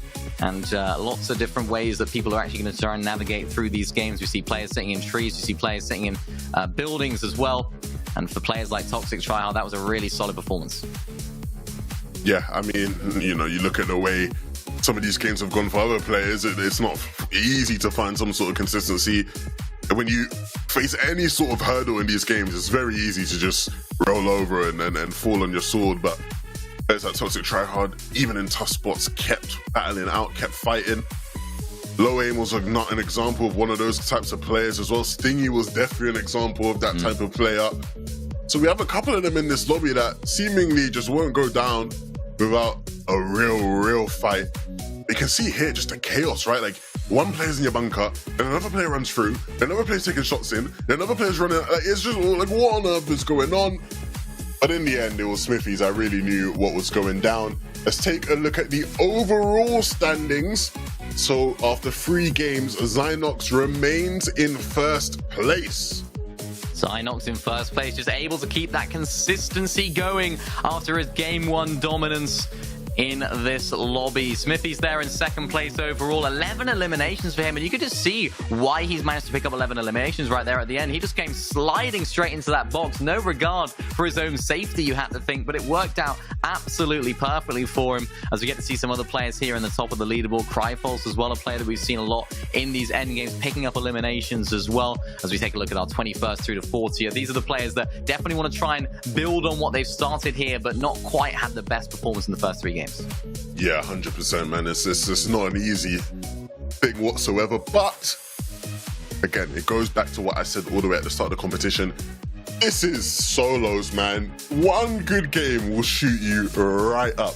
Just collecting that island is going to shoot you right up. I don't know how we all allowed John Cena to just get the island for absolute free in that last game, right?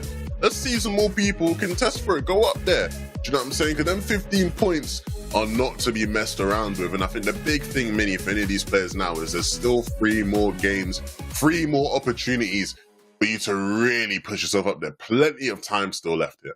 Yeah, we're only at the halfway point, right? So there's still players, of course, Zynox, that have done incredibly well in the first 3 games. There's no reason why not the players that are further down can't do the exact same thing in these last 3 games as well. If he can do it then, why not do it now? And that's what this latter stage of the competition is all about, making sure that your mentality is good, making sure that you can try and build on what you started, because you can't change the past. If you're a little bit lower down the leaderboard, you may be on 10, 15 points, something like that. You're not going to have to worry. You don't have to worry about that because that's in the past. It's all about the next 3 games and hopefully more of the same action, because so far it's been a little bit of different action to what we're used to, but action that's been really exciting nevertheless.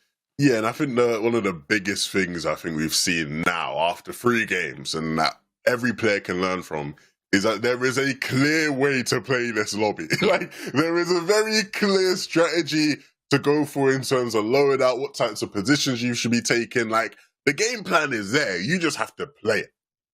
Yeah, it seems like that's definitely the way. And it seems like a lot of players in the end games, they're just trying to make the most of whatever their situation is. We see players that one in the top of the bunker, one in below the bunker, almost like a little bit of a situation where neither of them actually want to fight each other because they don't need to, right? They don't actually need to. So it's that moment where they have to play for themselves. It's very easy to get a little bit of a rush of blood and say, right, no, you know, this is my bunker. I'm fighting this guy down below. But it seems like it's working out for the players that are a little bit more calm, a little bit more passive, and quite allowing those players that are able to sort of share the positions that they're in, because they don't have to fight them all the time. And even players that are in trees, they're finding a lot of success doing that. We saw John Cena inside of the tree there at the end. So some great strategies on show here. Maybe we'll see some more development of that in the last 3 games as well. Yeah, I think the key here is you can't get taken out if you can't be seen. Well, exactly. Right? You know, so hide yourself as best as possible, and that typically is going to work. I think, yeah, we're seeing a lot of, you know, sort of those ignorance is bliss moments from players where it's like, oh, I can't hear that. Oh, there's a guy in my bunker. Couldn't even hear it. No, I had no clue he was underneath my bunker the whole time, right? And it's working out for those players, and I think we're seeing certain players continue to be consistent. That should tell you what you need to know, right? Is that they have it locked down, they have the strategy down packed, and that's going to be the key to picking up some money. Well, everyone picks up money, but the big money, that's going to be the key to picking up the big money by the end of the 6 games. Yeah, that's the most important thing. We're seeing some players that do have those higher eliminations, but it's very, very hard to rack up high eliminations consistently in zero build, right? You don't have the ability just to W key like crazy, because those third parties are going to be so much more deadly and dangerous when it comes to fighting in the mid game, because you don't have that cover, you don't have those builds to protect yourself. You're often low on HP as well, because the zero build fights can drag on just a little bit, and that's going to be the danger for those players that are trying to play a little bit more of a risky game. So for me, I'm looking at players that are able to keep it consistent, Zynox being one of them, able to make it to those end games consistently, finding eliminations as well, but it seems like consistency and consistently making it to end game is going to be the most important thing here. It has been for the first 3 games. Yeah, and I'm very curious to see what players are going to continue to be able to just manage the chaos, right? We saw insane amounts of just turnover of players in that sort of last minute and a half of the game, and it seems like for all these players, right, you know, the key is to almost just sort of stand your ground, right, and just make sure you're covering off every angle you can and not completely giving up when things don't quite go your way. I think Stingy was a great example of that in the last game, where it's like there were so many moments where I just thought, oh yeah, it's over for that guy. he's done. He's a goner. But he just made it work. Yeah, he did, and that's just a testament to what it's all about here in Zero Build. Never give up in those final stages of the game, because you never know what can happen. One little refresh is all that it can take sometimes. We see a little bit of a thought contestation for this one position, but no.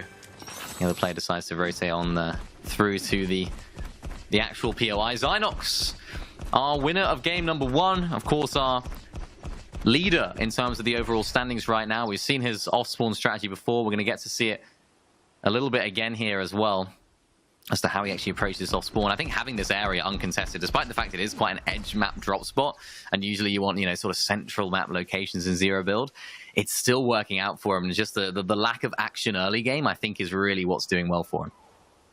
Yeah, 100%. Zynox, really, really sad we didn't get to see them pick up the win, but hopefully we get to see more of their highlights throughout the day, because they are on a whole different level right now. Yeah, they really are, and it's something that we have seen from some of the players, but just not quite at that level, getting that consistency going. Smithies, though, a player that has been very, very successful in our game number 3. We saw a crazy little play, and it's something that I just didn't really expect at all from the way that he was playing. Able to pick up this fencing fields NPC as well. These NPCs can be a little bit of a difficult task to eliminate sometimes, but what we have seen is some players that have actually benefited so greatly from these medallions in the late game. Having that constant heal is so valuable, so Smithies is just identify how valuable that is. I like this, though. He's not actually just rushing straight in for the golden loot, the mythic loot. It's very calm, very collected. He knows that a lot of players will be looking in this sort of vicinity and looking at what he's doing. Automatic also is trying to make sure that there's nobody getting up towards his hill. Loadout's looking good as well. No actual AR or spray weapon in the inventory right now. The auto shotgun is the shotgun of choice right now. Just sat on top of this reboot van. Interesting little strategy. Looks like he might be trying to throw down a bunker. And the thing is here, I haven't noticed like too many players having an absolute abundance of bunkers. So what we might be seeing more in the later stage of the game is players that are, you know, trying to recycle as much as they can and make sure they can use that to their advantage. Smithy's able to collect that mythic assault rifle there. And I mean, that mythic assault rifle in Zero Build, that is the one that you want to be taking, 11. Hey, man. I fell up fencing fields, man. Ah, yes. I love to see it. I love to see it. Of course, he got that medallion as well, so Smithies is looking pretty strong right now to have another good game here in game number 4. And yeah, just the way he went about getting that was really nice, really calm, really patient. And he's able to continue his looting. Finding that riot shield off spawn as well. It seems like there's so many riot shields despite the fact they're of epic rarity. It seems like they're more rare than a lot of the other items. More rare than bunkers, it seems, for a lot of these players. And Smithy's here with the ideal loadout as we head on up to the lavish lair.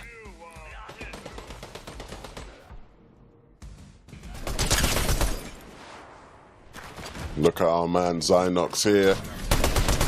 Getting stuck in and picking up in a limb to start the game. Nicely done.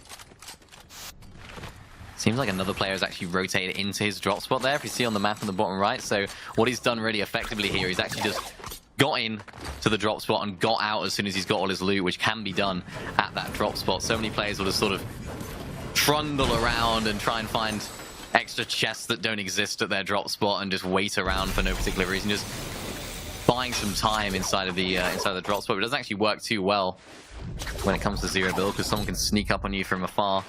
And that's why Zynox just knows that he doesn't want to stick around there too long. He's getting to these elevated positions. There's going to be a launch pad up here that he can use to rotate on through. And he's in zone, so very nice positioning here.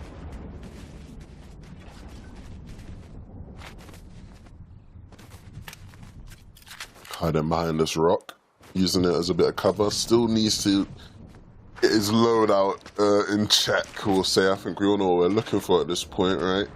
Auto shotty. Riot shields, bunkers, grapple, shields. We are seeing a lot of people rocking these ARs though earlier on in games, which means long range, ability to fire at people.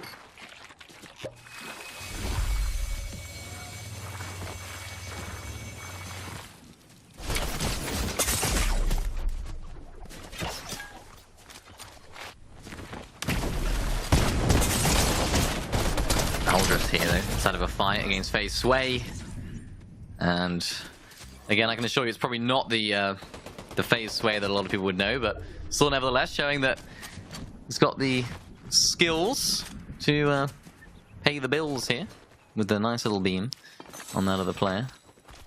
2 eliminations here in this game, going a little bit of a rampage early on. This is what we were talking about before. If you overextend at this stage of the game, there's so many eyes that could be looking your way. And for FaZe Sway, he does of course have those bunkers, so he can afford to be a little bit more flexible with his position, I suppose you could say. And he's quite happy just to be rotating through in the middle of the open because he knows he has that cover there waiting for him. I don't think I heard someone say skills to pay the bills since KSI in 2030.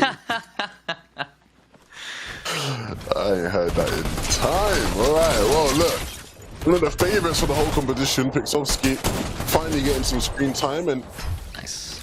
Doing it well, picking up in the limb. It's been a quiet day so far from them, but getting into the fray now here. Just trying to make up for the lack of time. Someone said skills to pay the bills. To me, unfortunately, hasn't quite gone as well, so I need to try and make up for it as much as possible. Cine, unfortunately, going down. Lobby man making the lobby his. It's Noah who's pushing on through here. He's able to carry those big pots. I've seen a lot more people carrying big pots than what we've seen in previous seasons as well. Definitely due to that change in how you can actually consume them. So nice to see that's actually having a really positive impact here. Yeah, big pots are so clear, man. So good, man. So.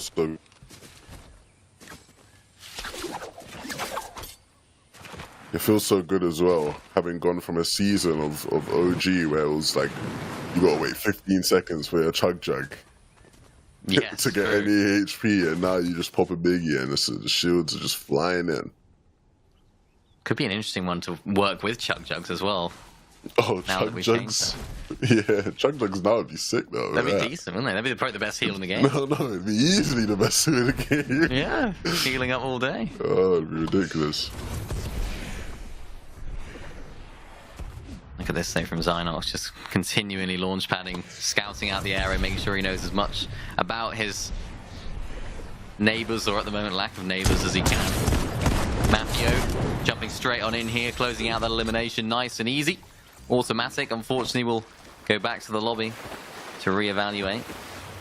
Still 2 more games left though after this, so still time for those players that don't quite have as good of a start here in this game. Mafia though just sat on side on the other side of this yacht. 2 launch pads on here as well, so he can actually rotate his way in. But look at this, there's another player that's lurking up above, waiting for Mafia. But I think Mafia's just gonna launch pad over him. Not gonna be too much of a threat at all.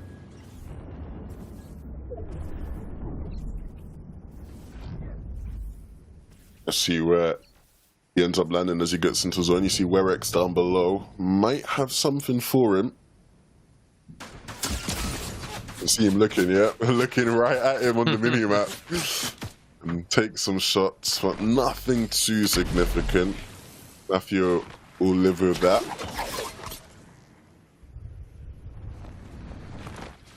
It's always interesting to me why people shoot players out of the sky in zero build. You hit them twice, waste your ammo, and you don't actually get any of their actual HP off. They just regenerate their overshield in the air. So, of course, no surge in this lobby. Not quite as necessary for the damage. Maybe not surge. I'll tell you that much. Not quite.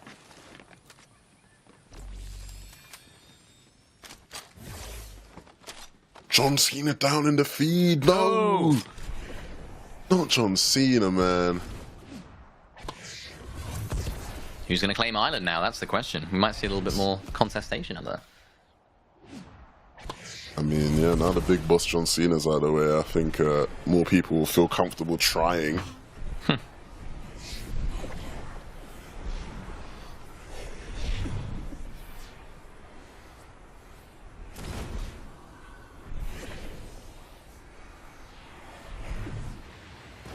Really mature gameplay here, though, from Zynox, not WQ. You can see why he's our leader at the moment.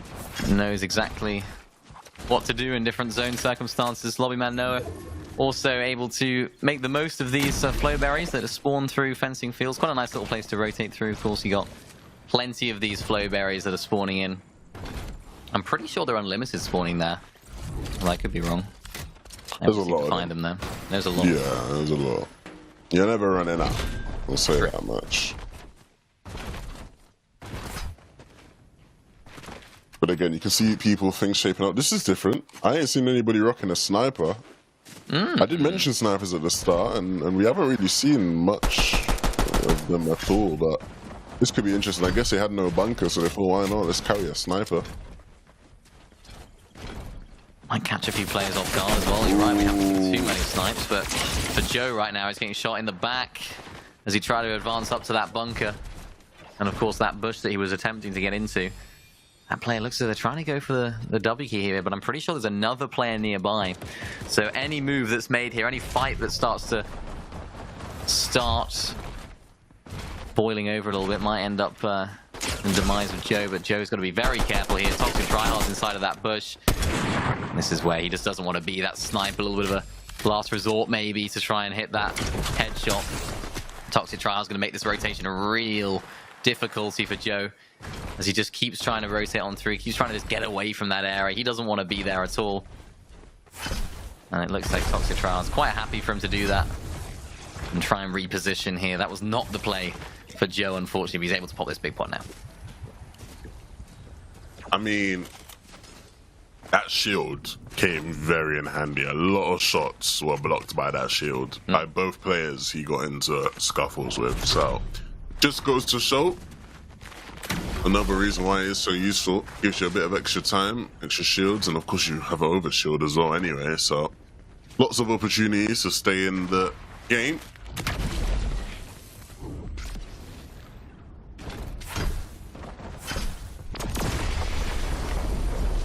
Island comes in on the right side of the screen right there. We're seeing Flobby, actually, I think that is, flying all the way up. So it looks as though he's actually trying to make his way in. Yeah, you can see on the left side of the screen there as well, someone else is actually zip-lining up. So this shouldn't be an easy task for Flobby as he's trying to claim it underneath there. We've seen that being the strat for players that want this island. And with another player up here, you'd imagine that they'd end up fighting for position and for this island. But for now, it doesn't seem to be going that way. Looks like someone else. Yeah, more players getting desperate for them 15 points. This is what I wanted to see.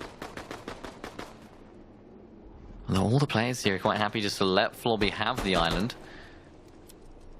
and not actually go on to the middle. I mean, yeah, they don't have bunkers to actually claim that position on top or even fight for it down below. It just seems as though whoever gets down to that lower section first claims the island for free, no matter how many players are up there. 15 points for Flobby. He will take that. Not too bad. Not too bad at all. Yeah, when you're fighting up there above, it's so hard. It's such an open area, right? No real way to cover yourself while staying on the point. Swag there takes out Joe. You saw some shots coming in from afar, and that was a difficult fight for Joe. Didn't quite have the heals. Although he did have a nice valiant effort there in that fight, it wasn't quite enough. Swag sitting on some extra shields here. He might just have to pop these and then rotate on through to save all those for the next rotation. But no, there's another player that's looking nearby. Doesn't have any form of cover whatsoever apart from this rock, which can of course be broken.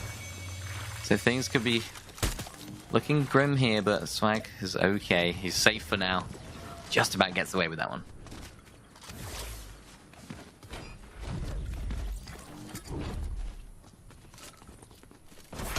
Surplus of medikits right now.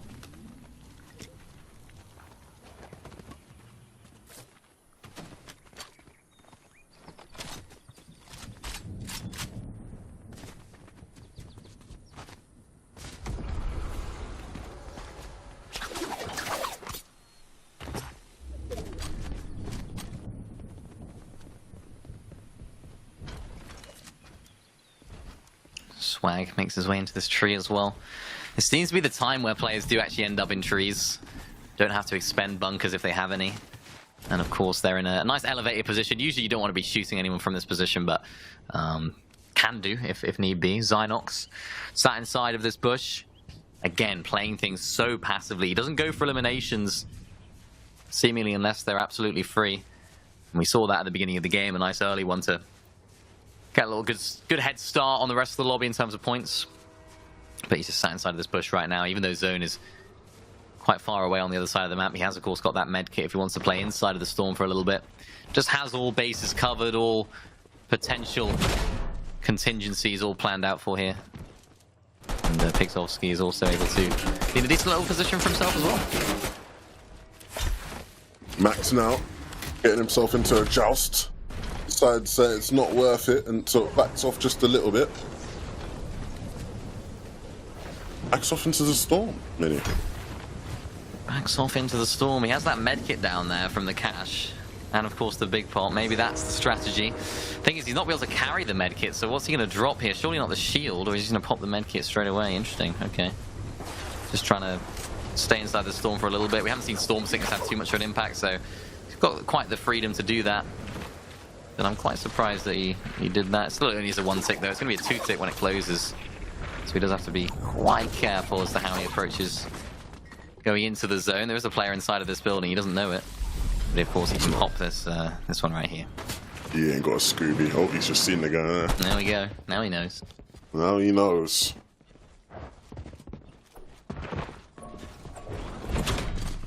I mean, this is a position and a half. Drops down, realizes instantly the danger looming. Now we'll reposition. Here's the player hopping up above him, so we'll move in and out of the doorway, trying to just make sure he doesn't get caught out. Oh my goodness, they're dancing around each other.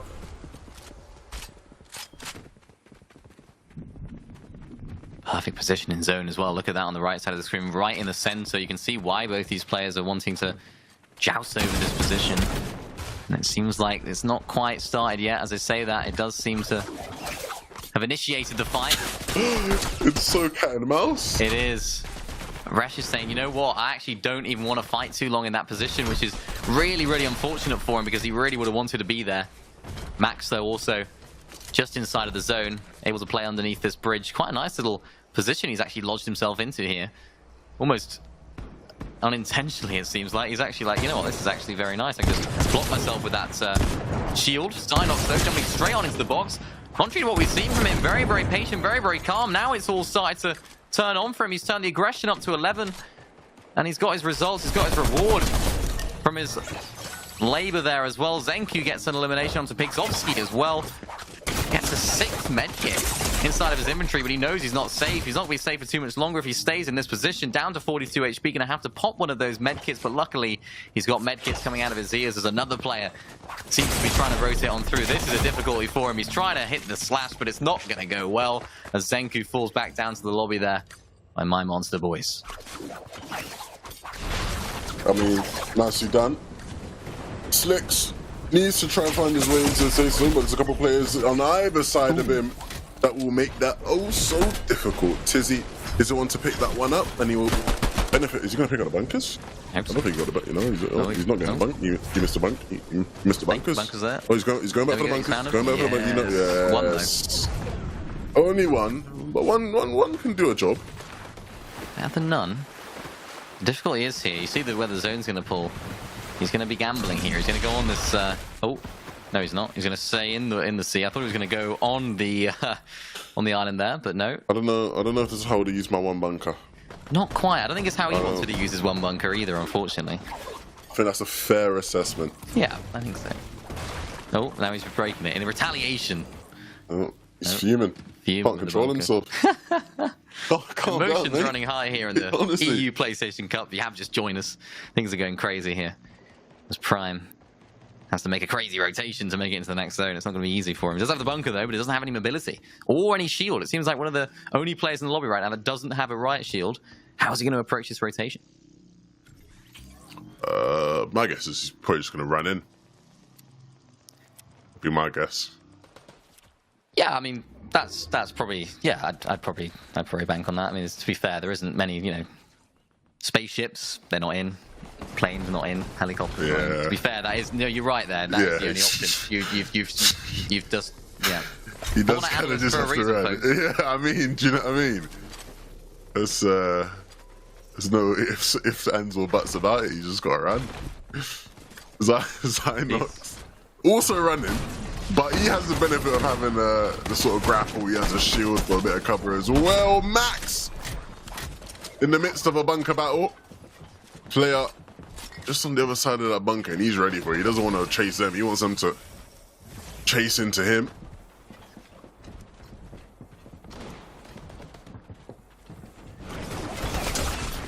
He's quite happy here just to stay below that bunker. Zynox also making a rotation through as well. He does, of course, have that medkit to keep the way up inside of the bunker. This is a big situation as our first place jumps straight into the box. Gets an elimination as well to boot. This is a difficult situation, though, because he needs to try and cover himself. But he's very, very exposed here underneath this bunker. No real cover other than, of course, his riot shield. That was a nice elimination from Zynox. He needs to try and find another one. Another player decides to go on in, but no, he decides to disengage in the process. Zynox just doesn't have the time, doesn't have the opportunity here to pop this medkit, and of course this Flowberry Fizz. He's just got to sit here and hopefully not get jumped in on by above. Oh my goodness. This is insane. Oh! He's getting jumped on. But Zynox is always ready. Zynox is him, man. He came in, took this guy's position. He said, this is my bunker now, brother. Everyone's taking shots at him from every which way. He says, no, I'm standing on business. I ain't worried about none of you. I'm going to heal. And then I'm going to rotate when the time comes. Picks up a medikit as well. Then wraps back around. Interesting. Waiting on top of the bunker. Going to use that medikit just to time himself in the storm a bit. And I'm sure grapple his way on in. And these kind of players are the reason why this man is in first place. The rest of the lobby, though, is going to start to make their pursuit into the safe zone. Swimming on in. How many of these kind of zones have we seen anywhere? There's just a tiny bit of land and a lot of water around it. Zynox, one of the last players to rotate onto the island. And it costs him. There were players looking back, and so he goes down. And now his first place slot is up for grabs. Toxic try hard, trying to make a push for that top side of the leaderboard as well. Decent performance from him so far, but he needs to try and have a good end game here. He's got the elimination so far to have the workings of a very, very good game. Spraying inside of that bush as well, trying to seek out any players that could be in there in a solid position right now. Unfortunately, though, for the players that are out at sea, they're not quite in as solid a position. Of course, the zone does pull over this island a little bit, so they do have to be quite careful. There's that one player just on the front side of zone that is in the prime position, despite not having any bunkers. Duet right now, also underneath a bunker. He's going to pull over the water here, Levin. I don't know how these guys are going to approach this rotation. They can't run here. This is going to get very, very tricky for a lot of these players. You might just see people rotate as late as possible on this one, just to avoid being that player. Lobby man, he's going to take the gambit and swim in. And it actually is going to pay off for him. He quickly gets to shore. Needs to be aware of all those players behind him. Everyone almost just putting on a peace treaty for a second. We're not going to shoot each other. Everyone just focus on getting into zone, and then the fighting can begin. Seems like everyone's trying to focus on Lobby Man now as well. This is not ideal for him. And now, once the shots come through, they hear the crack of the shield. The attention is drawn over to Lobby Man No, and unfortunately, he goes back to the lobby.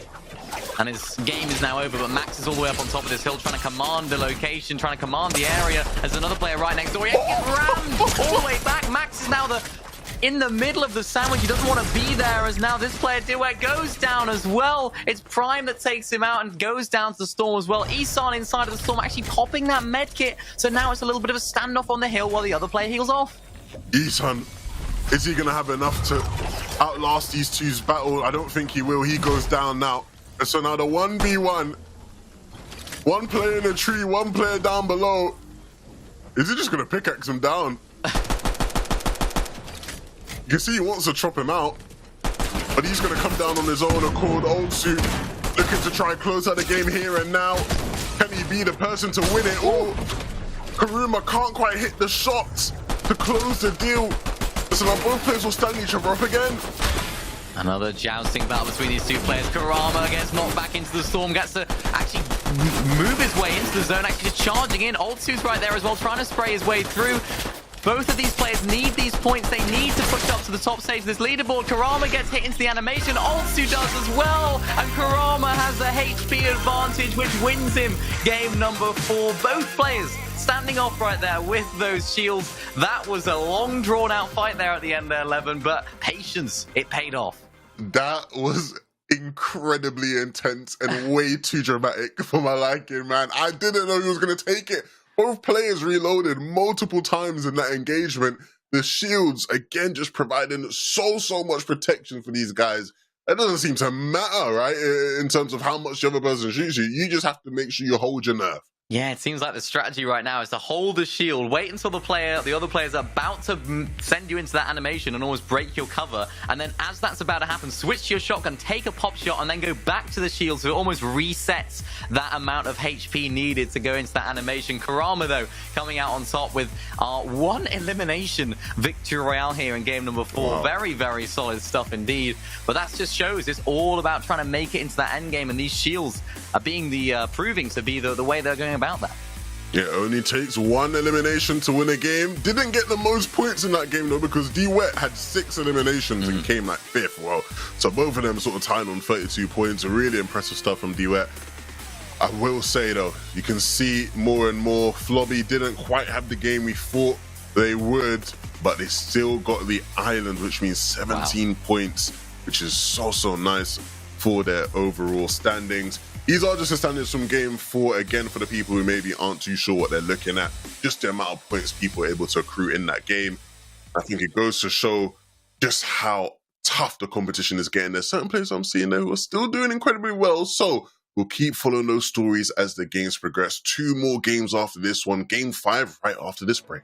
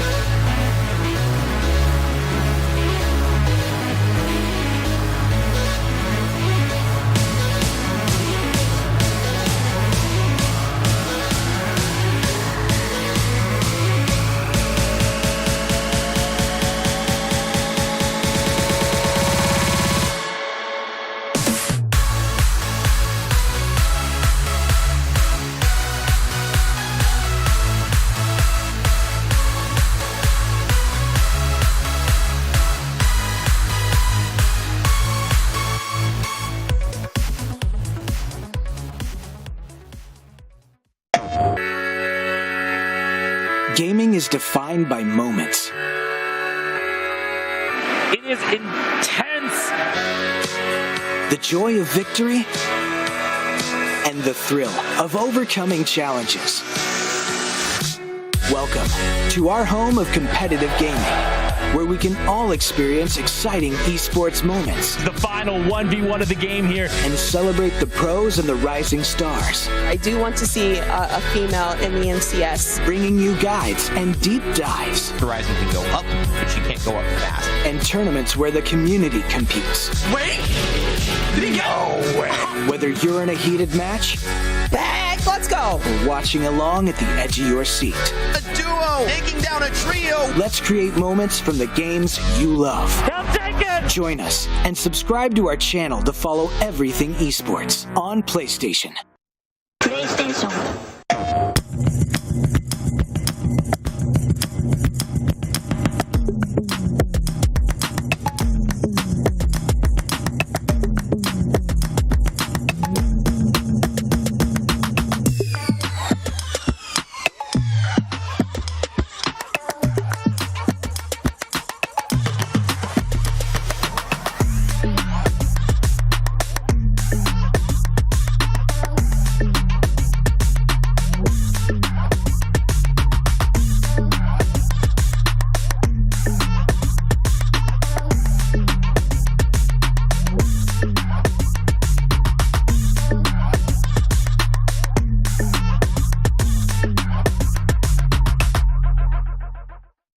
PlayStation.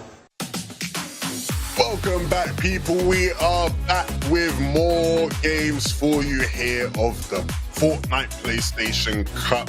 Solo zero build competition has been so filled with surprises, Mini Minor.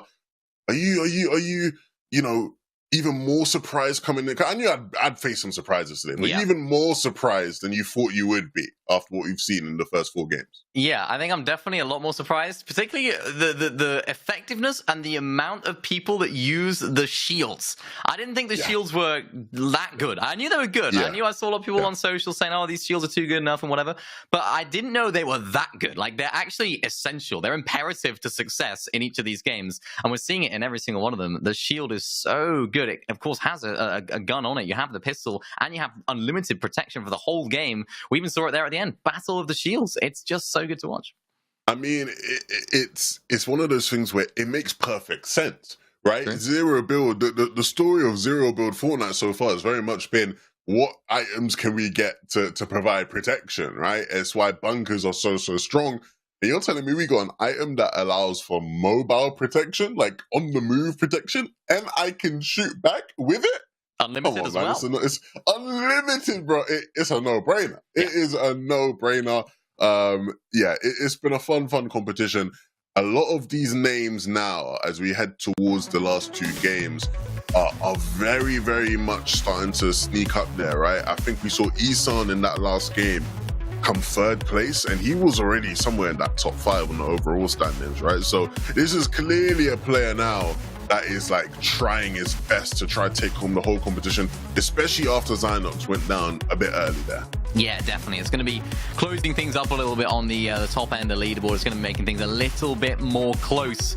And every single point, every single elimination, every single Rift Island captured now in these final 2 games is going to mean just that much more. Of course, Isan, you were talking about in 3rd place that last game. He actually had 0 eliminations as well in that last game. So it just shows consistency, and placements is where it's all at. 100%. 100%. Let's see who it's going to be to come out on top here in this next game. The players are ready. The battle bus is loaded and filled with all these different competitors. We're going to see an off-spawn fight here. Looks like we will. Zapotoz is not going to be the player to come out on top, though, and so it is D-Wet who picked up the most limbs last game. He had 6 last game all by himself. And now, another opportunity to run it back, pick up even more points, Mini. Yeah, great performance there off spawn from D-Wet. That's exactly what you want after coming hot off a really good game in that previous one. Making sure you make it off spawn in the next one is going to be absolutely vital. He's done just that. Actually able to get some decent amount of shield here as well with all these barrels, so this drop spot is certainly worth fighting over. And of course he's able to have a little vault under there as well as some excellent loot. Zynox, we know all about this guy's drop spot and the success that he's able to find from it. Not quite as successful as he's been in the previous games, in the last one of course, but not a bad performance at all, still on the top spot. Still sitting first place there. It's a real big game 5 if he wants to give himself a bit of a cushion heading into game number 6. Of course, they're all playing for that first place prize. First place receives $3,000 mini. Not too shabby at all. Not too shabby at all. And of course, everyone that's taking part today will walk home with some cash, but I'm certain that every single one of these guys, we want them to maximize that amount as possible. Nobody wants to come last. So Smithies, we saw a fantastic game from this player. I believe it was game number 3. And he ended up coming out on top, so we have the potential here. We can see why he's in it in the last game as well, just able to capture this mythic and just do it so effectively, not actually just jump straight into it. It's something that I certainly fall victim to more often than not, just running straight for the mythic and then getting eliminated straight away. But just having that maturity, that patience to not go straight in for it. Isan, we talked about him earlier on as well, also needs a big game. Currently sat in that 3rd place spot overall in the standings, so loot so far they're looking really, really good to set up for success throughout the rest of the game, and maybe even a little forecast tower as well.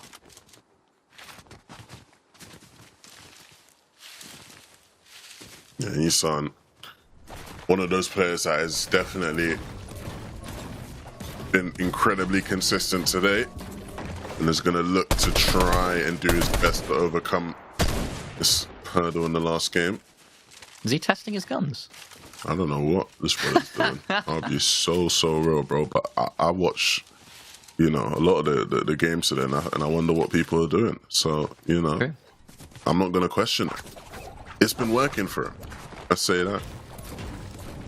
Sometimes you just got to make sure. Mate, it's no build. No build, mate. I think he's just clearing a path, actually, just so he knows that nobody's in the area. But for a moment there, I thought he was farming up some brick. Maybe. Well, there is somebody like behind him. You see that? Yeah. I see. I don't know if he's spotted. Yeah. They won't cross paths though.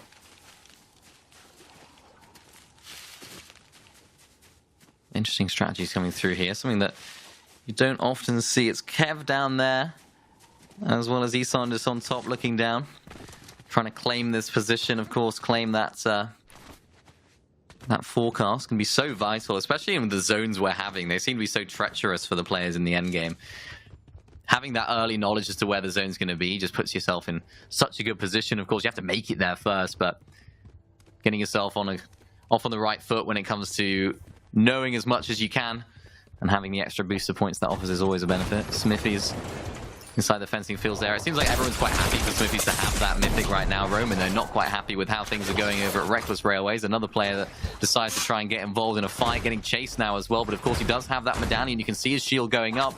He's going to try and buy as much time as possible to ensure that he's as healthy as can possibly be, whilst also having some shields in his inventory to actually heal up. But the chase is on, and the chaser is not letting up here. Gonna get some time to pop the fizz. Well, that player is gonna hear it and drop down. Wow. The EMP comes through, and Roman just going to be absolutely overwhelmed. Low-Wayne barely taking any damage there, Mini. Yeah. Want to see a little bit more caution there from the other player. I think that's what we needed. Of course, with these EMPs being in the game, you just have to be a little bit careful. When you know there's a person there, you can't just wait by corners and sit in areas where they can have that angle at you.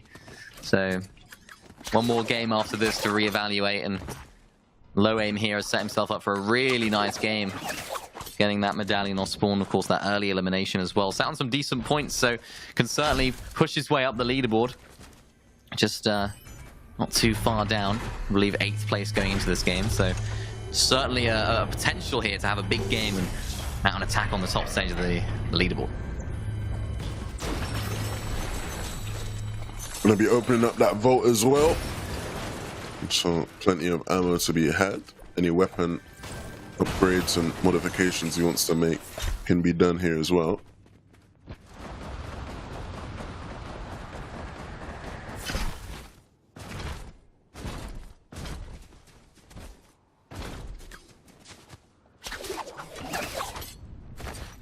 Fox Shane with some really great loot as well. I mean, I'm liking what I'm seeing here. Able to rotate on through, just being extra careful as to where everyone is as well.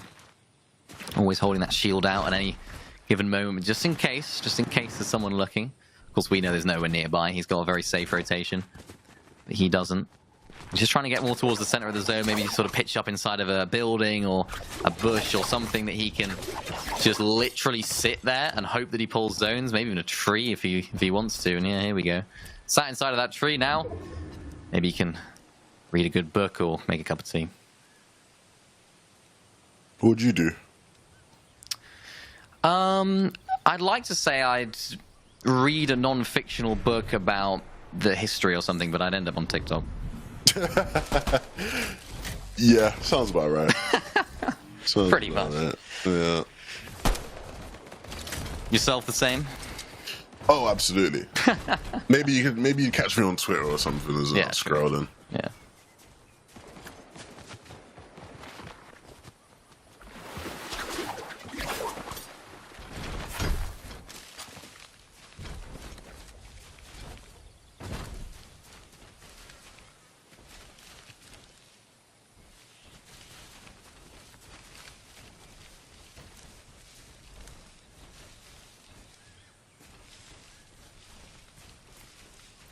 It's the stage of the game where we just see so many players just sort of doing absolutely nothing, really, just sort of sitting inside of the bushes and hoping that the zone pulls to them. Let's rate everyone's bushes positions. So what would you rate this bush? 1 to 5? 1 to 5 for Cryfalls, based on position only. Yeah, rate, yeah. I'd say this is like a 2. Okay. Close to a POI, people are going to rotate out there, quite low down, you know, it's not on an elevator position. So yeah, it's a 2 for me. Okay.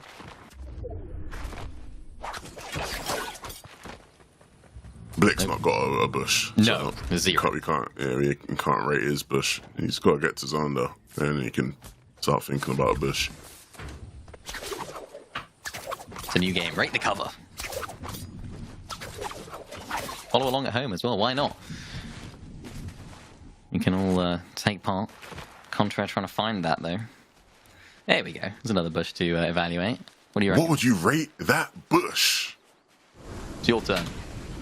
I'd rate. Oi! Forget the bush rating. Forget the bush rating. This is the main event. Oh man, I love this guy. Shout out John Cena, man.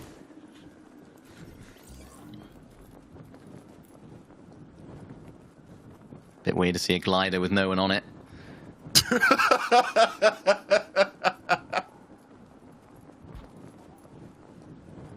I genuinely thought you were going to say something like proper serious, isn't it?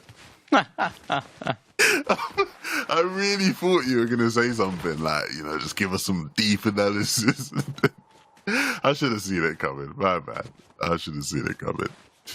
John Cena got taken down a bit earlier in that last game. It was a bit disappointing for all of us. I want to see John Cena win a game. That's all I really care for. True.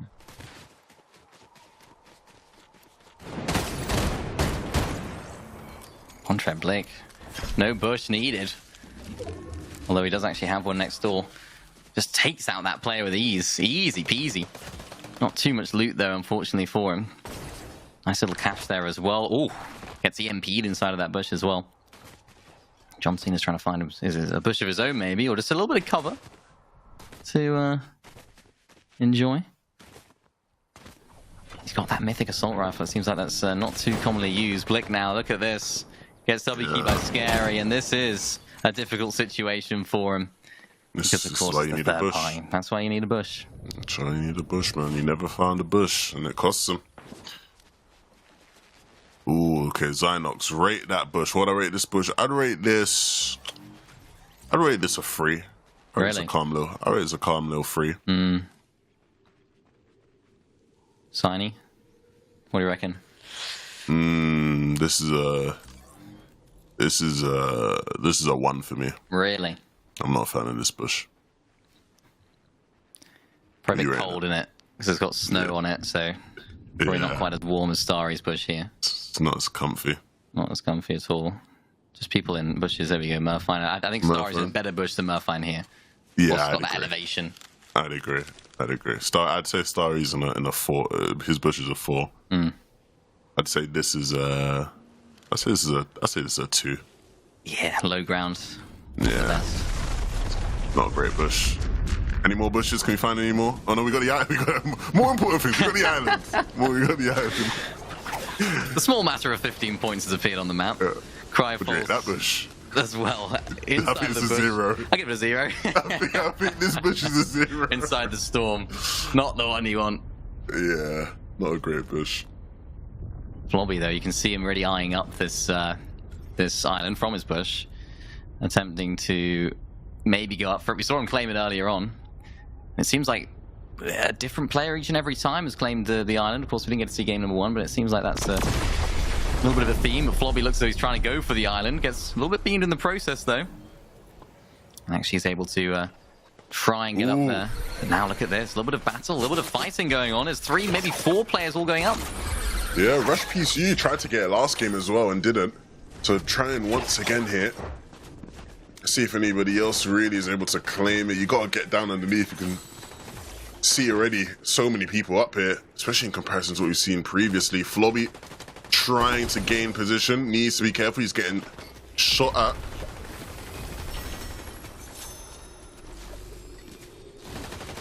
Seems to be that position. Oh yeah, that's those the one. EMPs, yeah, forced them out. And this is one of the first times you've seen it be contested. Usually somebody just takes it with ease. This time people actually fighting for it. Not for long. No, we're right back. Well, we're back. He makes the decision. Flobby, he wants it. He knows how to win it. We've seen him win it before. And yeah, you're right. This is probably the first time we've seen too much action up on here. Seems like a little bit of a truce more often than not. But Lewin is quite happy to fend off the players that are trying to fly up as well. As Flobby's just claiming it. And this is the corner you want to be. Of course, EMPs can be quite problematic, but again, Flobby is just getting this for free inside of this area. The bunker giving him that protection. Another 15 points is going to go to Flobby, and that's going to be a really great little boost for him. Sat on 40 points right now. It's going to go up to 55 points for him, which is going to be absolutely vital.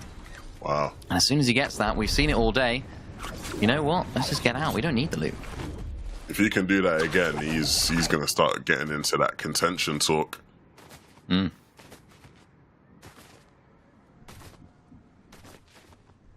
Cena gallivanting around the lobby. Not quite sure what he's looking for, but I was going to start thinking about potential cover. He's sort of just out in the open here. Fairly elevated compared to everybody else. They'll start be able to duck behind and get some angles if needed, but I don't see the plan here for Cena. All the way up on top here. Nice elevated position. Max trying to rotate his way in. Haven't seen too much from Max, but he's been slowly keeping up the points and making sure that he's climbing the leaderboard. Has been very dominant in previous events. Console, Zero Build specifically. Always see him playing in all the different regions to make sure that he knows how to play. He's always grinding, which is good to see. Toxic Tryhard goes down though. Barter, I believe, takes him out there. And it's a tough situation all the way down here in zone. Low aim. A consistent feature in a lot of these end games gets taken out here. Zenku doing a brilliant job there to take on one of the biggest threats in this lobby.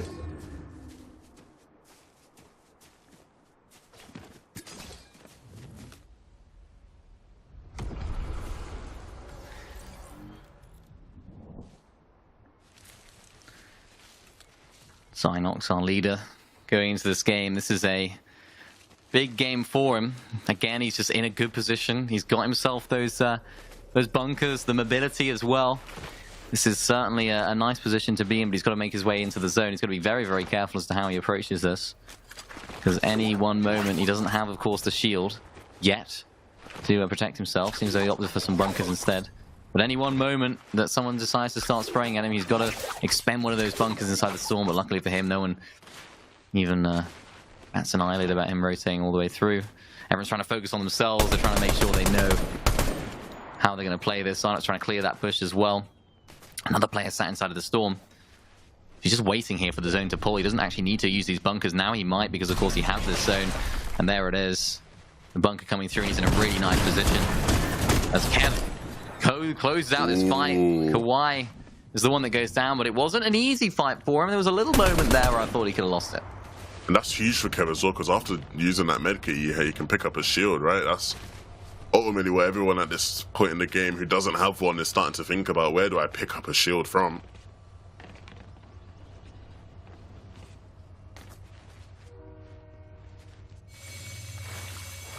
I back Zynox though to pick up a shield later on. Kev able to use all of this Flowberry Fizz. Well, maybe not. Maybe save a little bit for the rotation. That's probably what I do here, but he thinks, you know what, I'm just going to use it all, make sure I'm maximum HP. Max as much as possible, at least. As Zynox now actually goes in for this fight, closes on through. We know he needs that shield, actually closes into Kurama here. This is a big battle against two of our top players. Kurama actually tries to escape. Zynox hits a little beam right there. And he's actually above the Storm Surge threshold level. We have Storm Surge right here in the end. I can't believe my eyes. Oh no. Zynox can't either. Needs to try and stay alive, dancing around. The grapple will do well to give him a bit of space and separation, but it doesn't seem to be enough. E-West has been a menace to everybody in this lobby, and he will take down first place. Zynox now is going to be watching this game, wondering if anybody can take his lead, and it's very catchable. 100%. 83 points going into this game, I believe it was. 77 was second place Smithies. Isan on 74 in third place.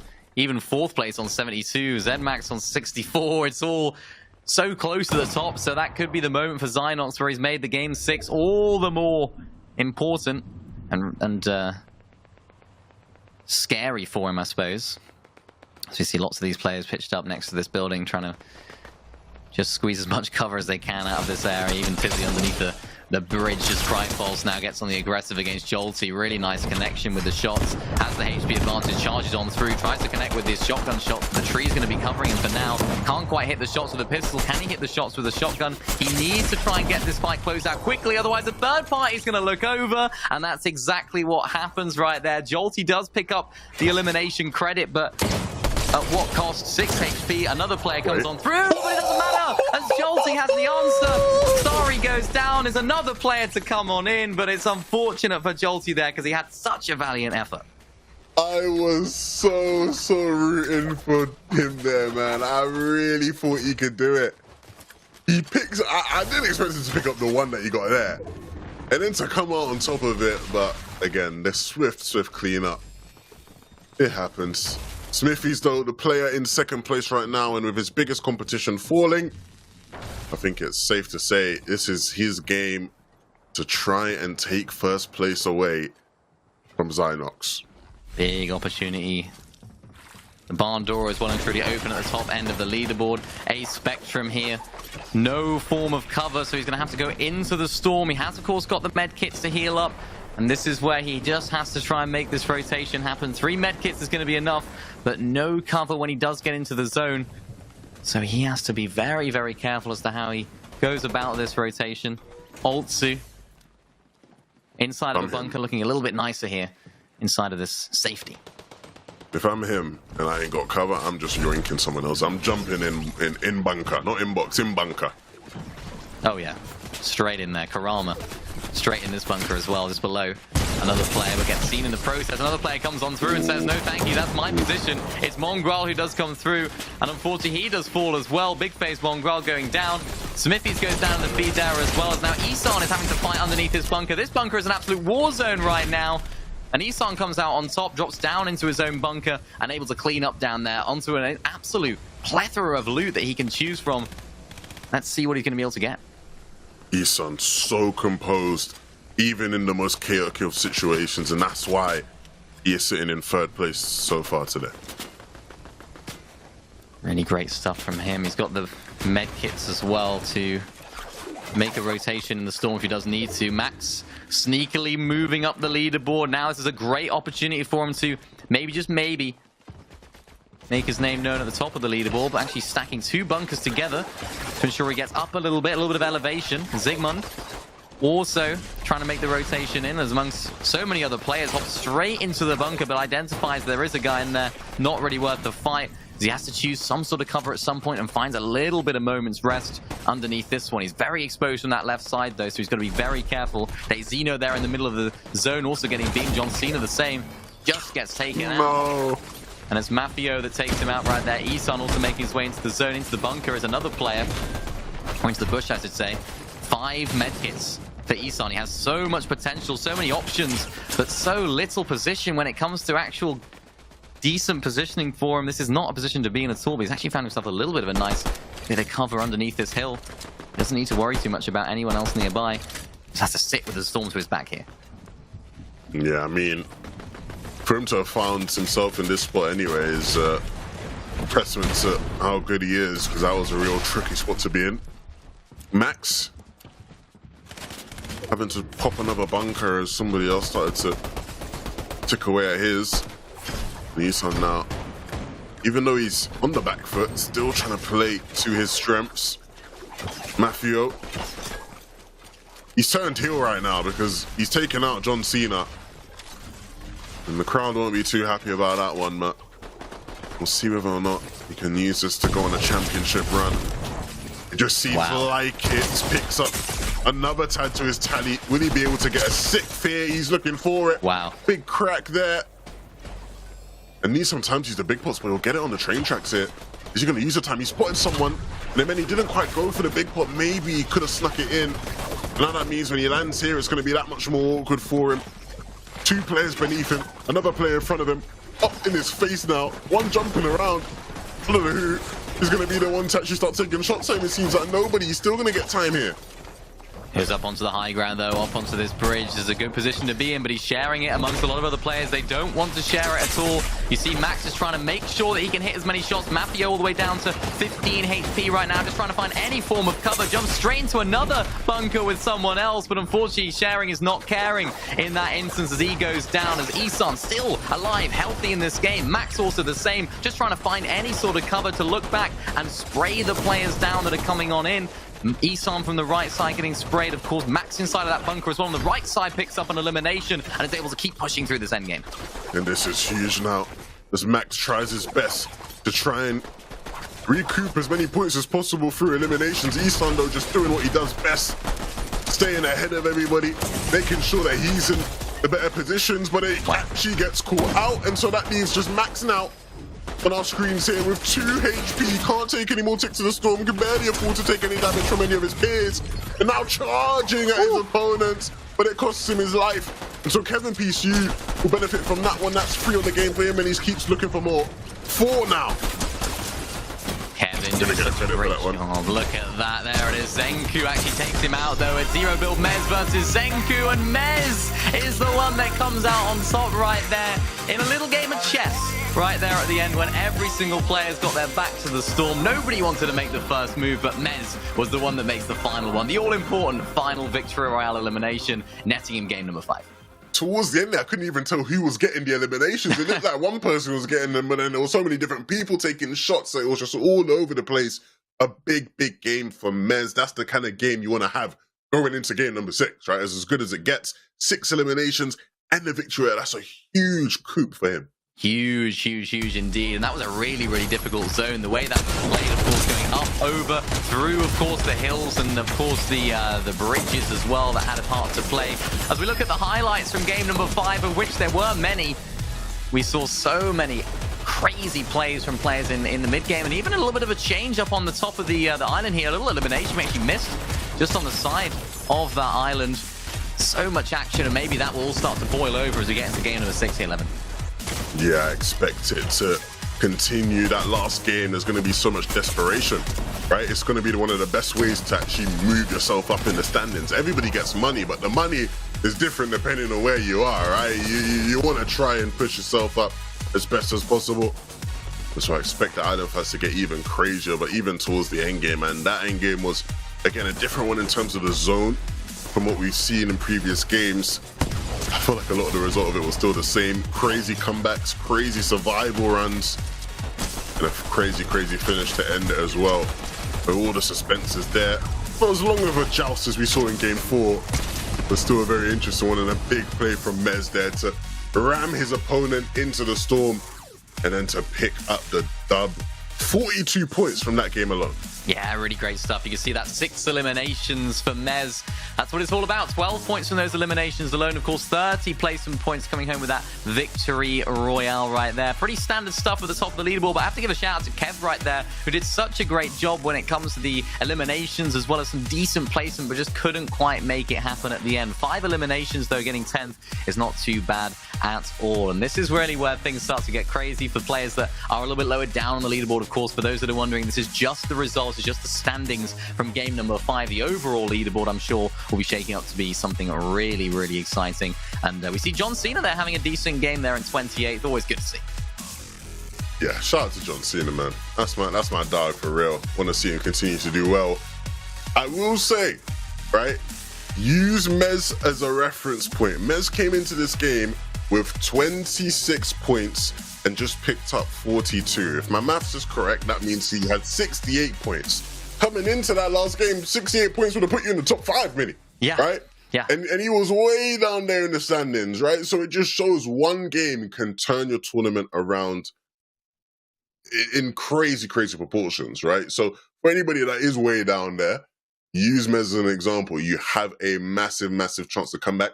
If you can have a big game and probably get the island as well. The island is a big one, right? If you can get the island and then have a big win, oh my goodness, you're going to be feasting by the end of the set. I mean, if you get Ireland and the victory, that's 45 points without any eliminations. So if you can just mount some eliminations on there as well. Take Mez for an example. As you mentioned, he was down on the leaderboard. We spoke so much about it. One big game is all that you need. One victory royale, and you can really just rocket your way all the way up on the leaderboard, all the way up on the standings. For Mez, if I'm thinking right now, I'm going to be full of confidence. I'm going to be feeling like, yeah, you know what? Let's just do that exact same thing again. And it seemed like, although we have seen a lot of those sort of shield plays in the end game, it seems like a lot of players now are opting to go for that sort of dash, that sort of ram aspect of the shield, and actually push the players into the storm. We didn't really see that too much at the beginning, so we're almost seeing a development in the meta in this very cup itself. So that's what was key to Mez's success right there, and I'm sure we'll see more of that in game 6.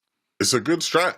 Yeah. Like, ramming your opponents into the storm like that, it genuinely works. It is effective, and so yeah, I expect to see a lot more of those plays being made in that last game and in the future of Zero. But look, you know, there's going to be more competitions where people will learn from this experience here as well. I think one of the big things, right, going into that last game is holding your nerve, especially off spawn. We've seen a bunch of different off spawn fights take place, right? No messing about now. You ain't got another chance after this, right? So you really have to make this one count. If you are a player that's been having a bad day, or maybe is contested in your high up mini, do you disengage? Do you completely just avoid fighting off spawn completely?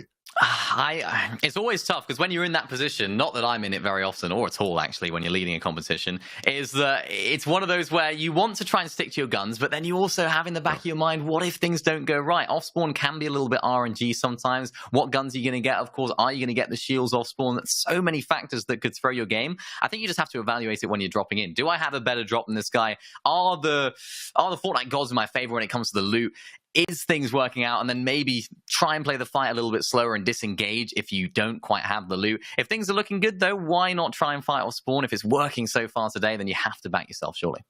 Yeah, I think momentum plays a big part in that as well. And I'm sure we'll see something ridiculous. It's unexpected. It's the tournament of unexpected proceedings. We'll see something crazy happen, I'm sure. I am very excited about a potential island fight, though. That's the one that really has got me excited, because what we saw in Game 5 was the most chaotic we've seen. You know, we even saw Storm Surge in that last game. I was definitely not expecting that. That was not on my bingo card. So, yeah, definitely this last game is a lot of expectations riding on it. Yeah, it certainly is. And I think what we've seen so far from that island fight in particular is that one corner that seems to be the one that everyone wants to try and get underneath, right? If people aren't willing to expend their bunkers, it seems, on top, you have to try and fight for that area down below. And in that last game, for the first time in the entire tournament, we saw someone actually counter that strategy by using an EMP, throwing the EMP in there, which forced the player on out and allowed them to go on through. And that seems like it's going to be the strategy. So knowing that, maybe we'll see some players doing that, or of course, maybe even just spending some of their bunkers on top to just claim that for as long as they can. Maybe even some heal offs in the storm with the med kits. If all they need is a few more points, they might seem like that's the best option. I'm yet to see that in too many of the zero build games, but there's so many strategies that we're yet to see that about that. 100%. And if there is anything else you were saving, now is the time to use it. Game number 6 is loading up. And it's been quite the journey to get here. We've seen highs and lows, ups and downs from all the different players in this lobby. But now this is the one that settles it. Who can walk away with that first place prize? Zynox, Smithies, Isan have all been fierce competitors. Those are the top 3. Those have been the leaders for most of the day. But coming into this last game, we're looking at the likes of Isan, Max, Zynox and Smithies, and even Zenku in 5th place to really now hold on to what they have. And Isan, the first place player right now, 96 points. He has a 7-point lead, Mini. Do you think he can hold on and win the whole thing? I think from the way he's playing, certainly I do think he can do that. He's been very consistent bar one game. He's had an 8th, a 35th, which was his bad game in game 2, 13th, 3rd, and another 8th in that last game. So consistency when he gets to that end game seems to be really, really strong with him. And that's not easy to do. It can't be understated how difficult that is to do in zero builds. And he's not even getting eliminations whilst doing so. So if I would choose a player that I'm likely to see in this end game, it's going to be Isan. Of course, Max, though, has a part to play as well if he can make it off spawn here. Has, of course, got that shield, but the other player is just not a challenge whatsoever for him. And that's what we're talking about. Off-spawn battles. Do you still go for it? Max has got nerves of steel here. He's not switching up at all. Max is a real gunman. That is a player right there. Do you know what I'm saying? This is a player that has snuck up on the competition a bit here towards the end. First 2 games for Max were 18th place and 38th place. The last 3 games for Max have been an 8th place 3 elims, 5th place 5th place 4 elims, and another 5th place 3 elims. Like, this guy is on form right now. And if he was to come and win the whole game, that would be quite the comeback. I mean, yeah. All he needs is another one of those 5th place and maybe 6th eliminations, and he might just come out victorious here in that you ain't gotta do me tournament. like that, bro.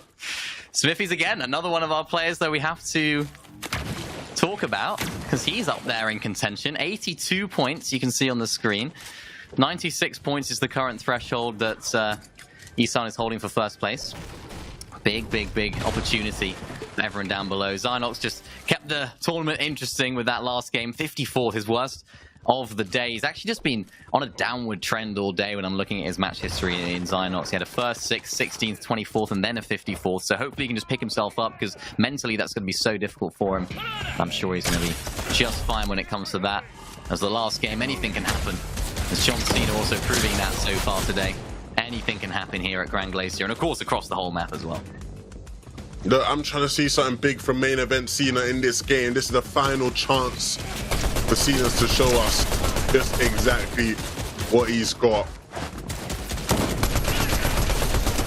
He needs to deal with these bots first. Almost gets dropped down now. Oh my goodness, that would have been bad. Come on, Cena. Let's see something. It can be quite easy to go down to these spots. Not that I've ever experienced it, but it is certainly a difficult task sometimes. As John Cena just stays and keeps his distance. I don't think there's another player nearby. Maybe there might just be another little arrow there, but he gets the medallion and he gets that mythic assault rifle as well, which you've seen him have all day. There is someone there up above. I don't think he has made his presence known yet. Cena, you gonna take the mythic, son? You don't want the mythic? Oh, okay. Fair enough.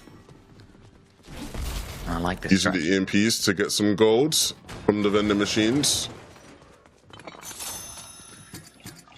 I think most people know about that now, but if you don't know that, there you go. You can use the EMPs to get some extra gold. I'd be surprised if there's anyone out there that doesn't know that. I feel like it's like the one thing I've been seeing all over. It's like best tips in Fortnite right now. Use the like everyone's like I know. That tip belongs on the bottom of a loading screen at this point. You know what I mean? Honestly. Like, did you know you can use EMPs to get... All right. If a door is open, a player's been there. Yeah. Literally.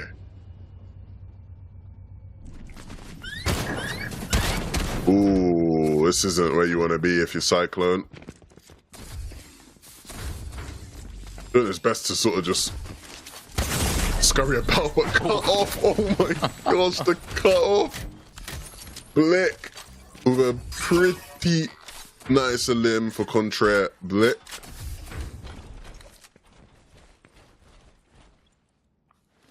He's got some company nearby as well, it looks like. So the fight may well not be over as Contraire Blick just makes this area his.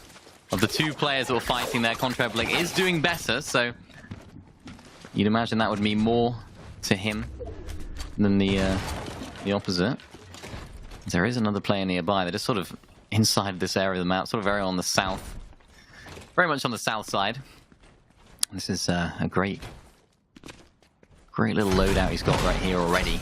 Using these EMPs, we've seen so many players using them to clear corners and attempt to fight some players. He's just trying to hunt out maybe another player that's here, or maybe he doesn't even know that there's another player there. I'd probably put my money on that, actually. He doesn't actually know, but now maybe. He's heard something, maybe he's seen an open door, he knows there's a player there.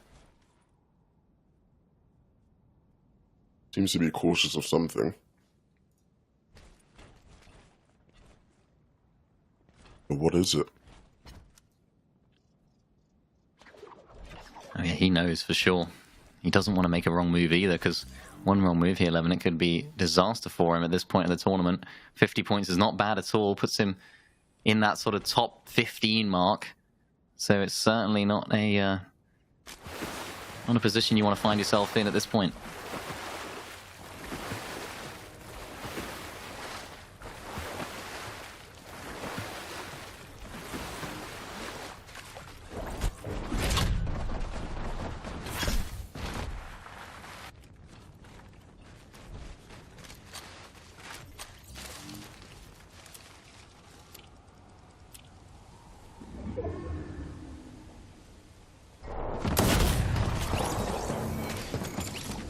No, Graham.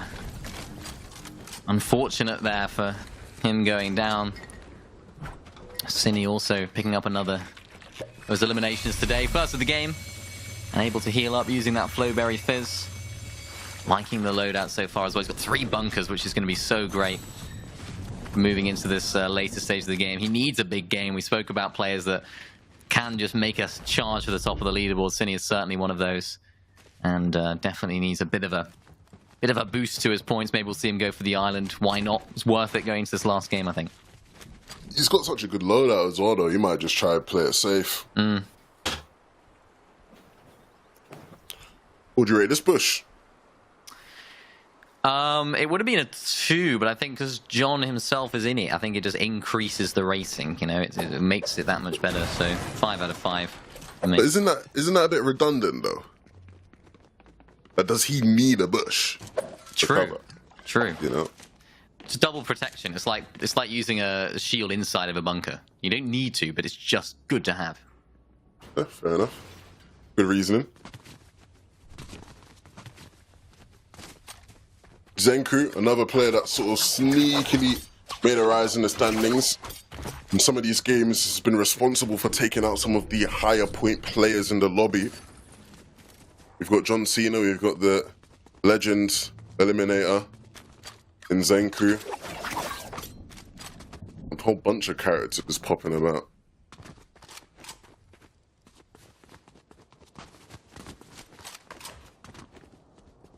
He's just trying to find a nice little area. It's actually a really nice position to find himself in. In zero build, all the players are just trying to find a position where there's as little angles, preferably one angle, to which they could be snuck up on or seen. Roman takes out Eye right there. Nice little fight inside of the bush. It's usually what happens at this stage of the game. You see a couple of players that are both fighting over the same area, and of course one comes out on top. Really nice position here for Roman. Of course, has a little bit of an extra bit of loadout, but no, not for much longer, as Mez, the winner from the last game, is going on an absolute charge right now. Takes out Roman. Doesn't want to go straight for that loot, though. He knows that there could be players lurking nearby, and it looks as though there is towards that east side. Goes back into his own safety of his domain. And can heal up and maybe enjoy the fruits of his labor there. Yeah, that's huge from Mez. And you see the composure as well. Not to rush in and loot up. Mistake many would have made, many being myself. Of retreating, finding some safety on the higher ground, and then deciding to go for the loot.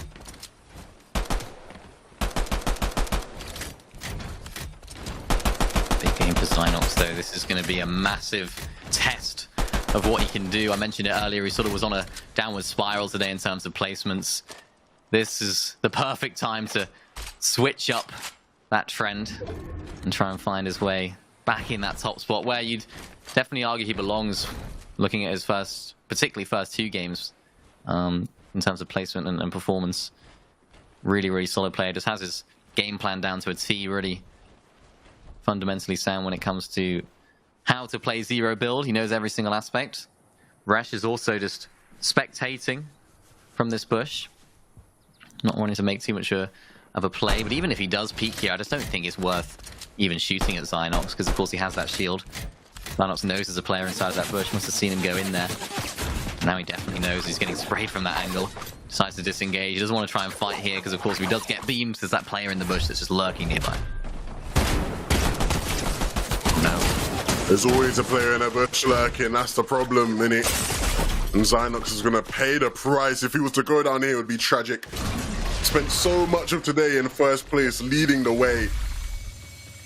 Finally lost his lead after the 5th game, and now potentially wiped out of contention for winning the whole thing. Can he win this fight? That is clutch right there. Synox with a huge elim to stay in this tournament.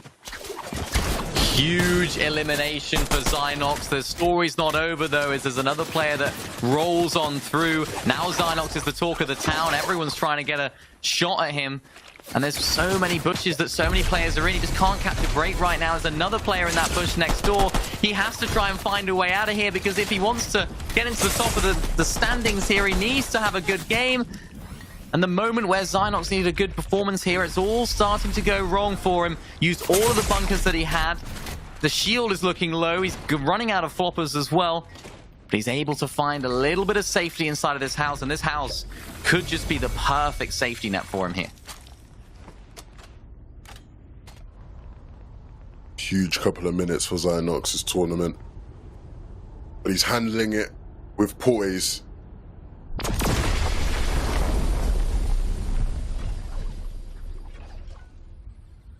And you see all the players hurtling towards the island, looking for those 15 points. Flobby in the distance, not quite off the mark this time round. He's had it the last 2 games in a row. Finally does make his way up top, but will be met with a shotgun to the face and forced all the way back down. No island for you today, Flobby.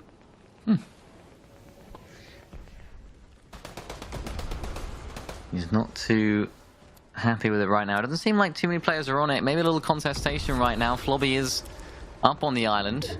But again, it just seems like every single player that is up trying to contest the island, none of them have bunkers. None of them are willing to use them, at least. As Flobby decides to jump on down, thankfully he has the grapple to save himself. But look at this loadout right now. He's got absolutely nothing in his inventory. And unfortunately for Flobby, this could be the end if he gets shot one more time. No, he's okay. Managed to find a big pot as well to heal his way back up. There's so much action here on island. This is exactly what we expected here, Levin, as it's all starting to go crazy up here. It's all kicking off, and Flobby will have to watch from the sidelines. Back to the lobby he goes. And that is how brutal the island can be. Who will eventually claim it? It looks like Cine might be the one.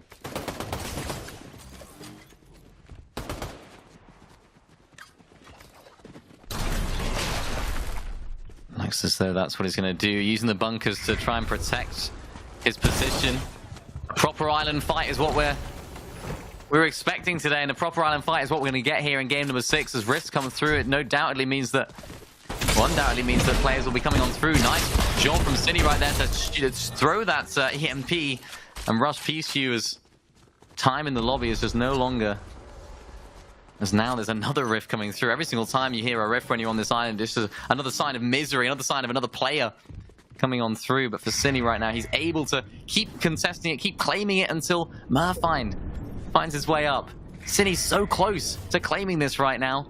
It's still a little bit of a standoff.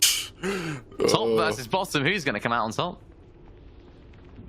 Merfind trying to find the access point. But if he gets off it, it will just be claimed, and he's aware of that. Finally realizes where Cine is, and so trying to now just find a way to engage on him. Cine quickly backing off to find cover, hide behind that right-hand peak, but he will be found and runs out of the way. So now he can't hide in that corner freely. And now things just got interesting. Can Cine deal with this pressure? Can he deal with this attack? Oh. He cannot! And that's not just the end of the game, that's the end of the tournament. Mer will find an uncontested island here. One that he has created for himself. And one that he will claim. 15 points added to the tally. Not too shabby. That's going to be so vital here in the final game. That island is proving to be such a valuable asset for these players, especially when they're willing to fight like they have been over that particular amount of points. Which is probably the first time I've actually seen someone claim island and then go for the loot that it offers. So it shows that every single player just wants to try and find as many advantages as they can. Any micro improvements that they can make over their previous games is going to benefit them here at the last second. Isan, one of our players, is hunting down that top spot, of course, going into this last game was in our first place in the standings. We'll have to see if he can hold on to it as this game goes on through, but he's still alive, and that's the most important thing here. First place. Can't take this guy for a joke. Spots a player there.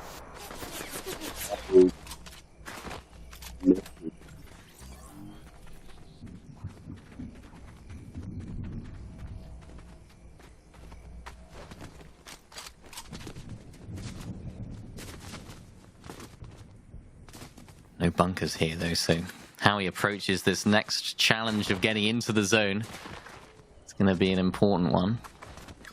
Important decisions that he has to make. Every single move here that he decides to make is going to be absolutely vital. Altsu feeling the full force of that striker AR from Isan. Another player there, Foxj behind this rock. Isan trying to pave his own path into the zone. Gets met with some damage from inside the storm though. Getting absolutely beamed down to 50 HP. Now everyone else is going to be looking at him as well. Could our first place player be about to fall? Just about evades the fire from everyone else. Is it going to be enough though? As he pops this medkit, Foxj still looking to try and close out this fight. And for now he's okay, but for how much longer is the question. It was all falling apart for Isan.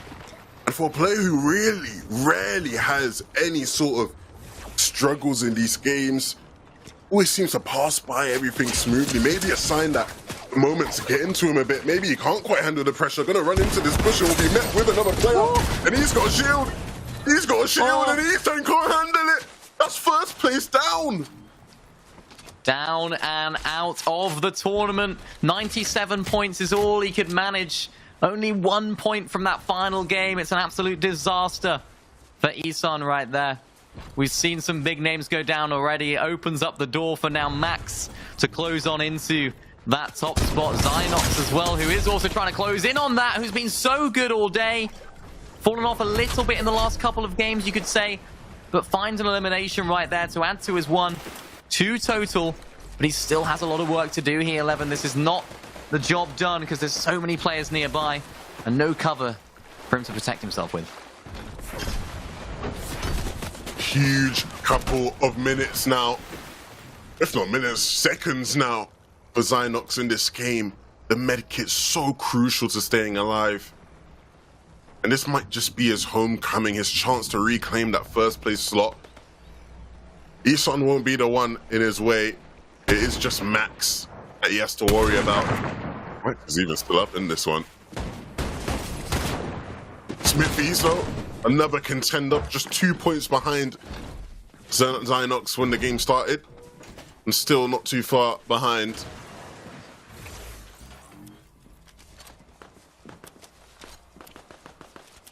These two are the ones really gunning for first place now. They are the ones that hold the keys to the lobby.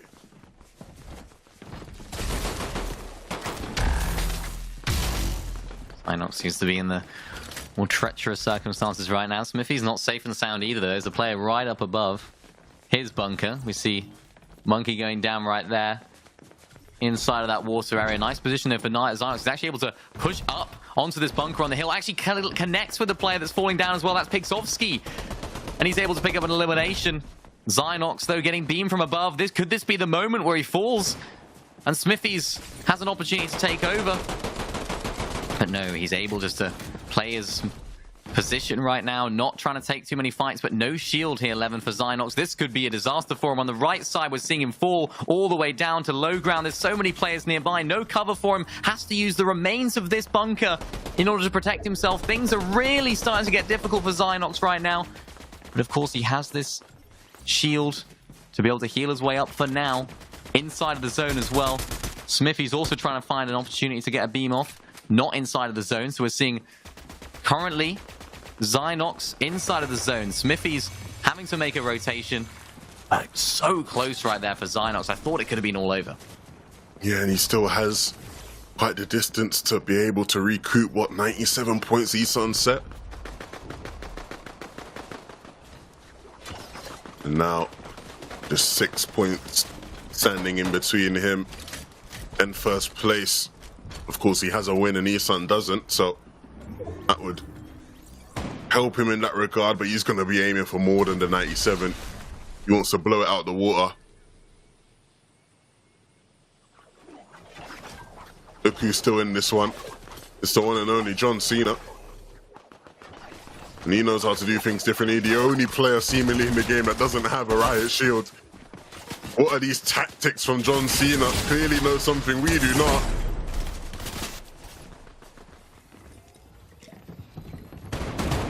About find some cover there as well. There was a moment of panic when he realized there was no position for him to go into. Max is still in this game as well, so Max is currently our leader in terms of points. You see Zynox on 91, just behind. So Max is currently in first place, overtaken that of Isan. And of course we saw him going down earlier, so it's probably a 3-horse race now for the finish. It's Zynox, it's Max against Smithies. And with Max in the lead and with the momentum he has had in these past 3 games, you'd certainly look at him as the outstanding favorite. He's yet to win a game, and so what a perfect time it would be to finally pick one up. And now the zone begins to move. The players will have to start to rotate. Max is going to leave this bunker. Which side is he going to leave from, though? Was looking through that door, now going to look to come out over the top of it. Smithy's now gliding and sliding his way on into position. Doesn't have any bunkers of his own, so maybe going to have to use somebody else's. Sees a bunch of players in there, doesn't want to get too involved in that. Just dancing around, trying to find any sort of solace and cover behind this bunker. Max doesn't have a bunker either, he's just trying to use trees. Max has that tree to block him. Of course, Smithies again doesn't have a bunker either, so he's getting involved in a bit of fighting. Max also getting beamed here from the right side. A tree is the one that's actually spraying him down. Smithies inside of a little bit of a battle right now, a little skirmish with these shields. Can't quite find that elimination though. Max on the right side of the screen has an opportunity to go for the elimination, but no, falls in the process. It's Smithies that actually gets the credit for that here, 11. Smithies with one of the biggest limbs he could have possibly gotten. Max fell with 102. And so now Zynox and Smithies with a job to do. Can they overcome that hurdle and pick up over 102 points. Zynox with such low HP, Smithy's trailing as well. Who's going to do it? Zynox just 4 HP, falls with 95 points. He won't be able to do it. So it all rests on Smithy's. Can he overtake that 100-point mark? He's trying for it. Another elim, 96 points. Can he add any more? He needs to. He needs to try and get inside of that safe zone as well. There's still 8 players remaining. Smithy just needs to try and farm all of these placement points right now. 99 points. Could this be the elimination that does it? He finds it. 102 points for Smithy in the final few moments of this last game of the tournament. He needs as much placement and eliminations as possible right now. 104 is what he's going to end on with the 3rd place finish. Is that going to be enough? You'd imagine it would be, though, but the game is still continuing on. Scary Woo against Noah all the way down on low ground to high ground is now going to be claimed by both players, but it's Scary Woo who comes out on top and gets themselves a 7 elimination victory royale. A big win for Scary and big congratulations, but Smithies, are you kidding me? Started the game in 4th place and will finish in 1st. All of the Titans of the day fell before him, and he was the one that stepped up at the end.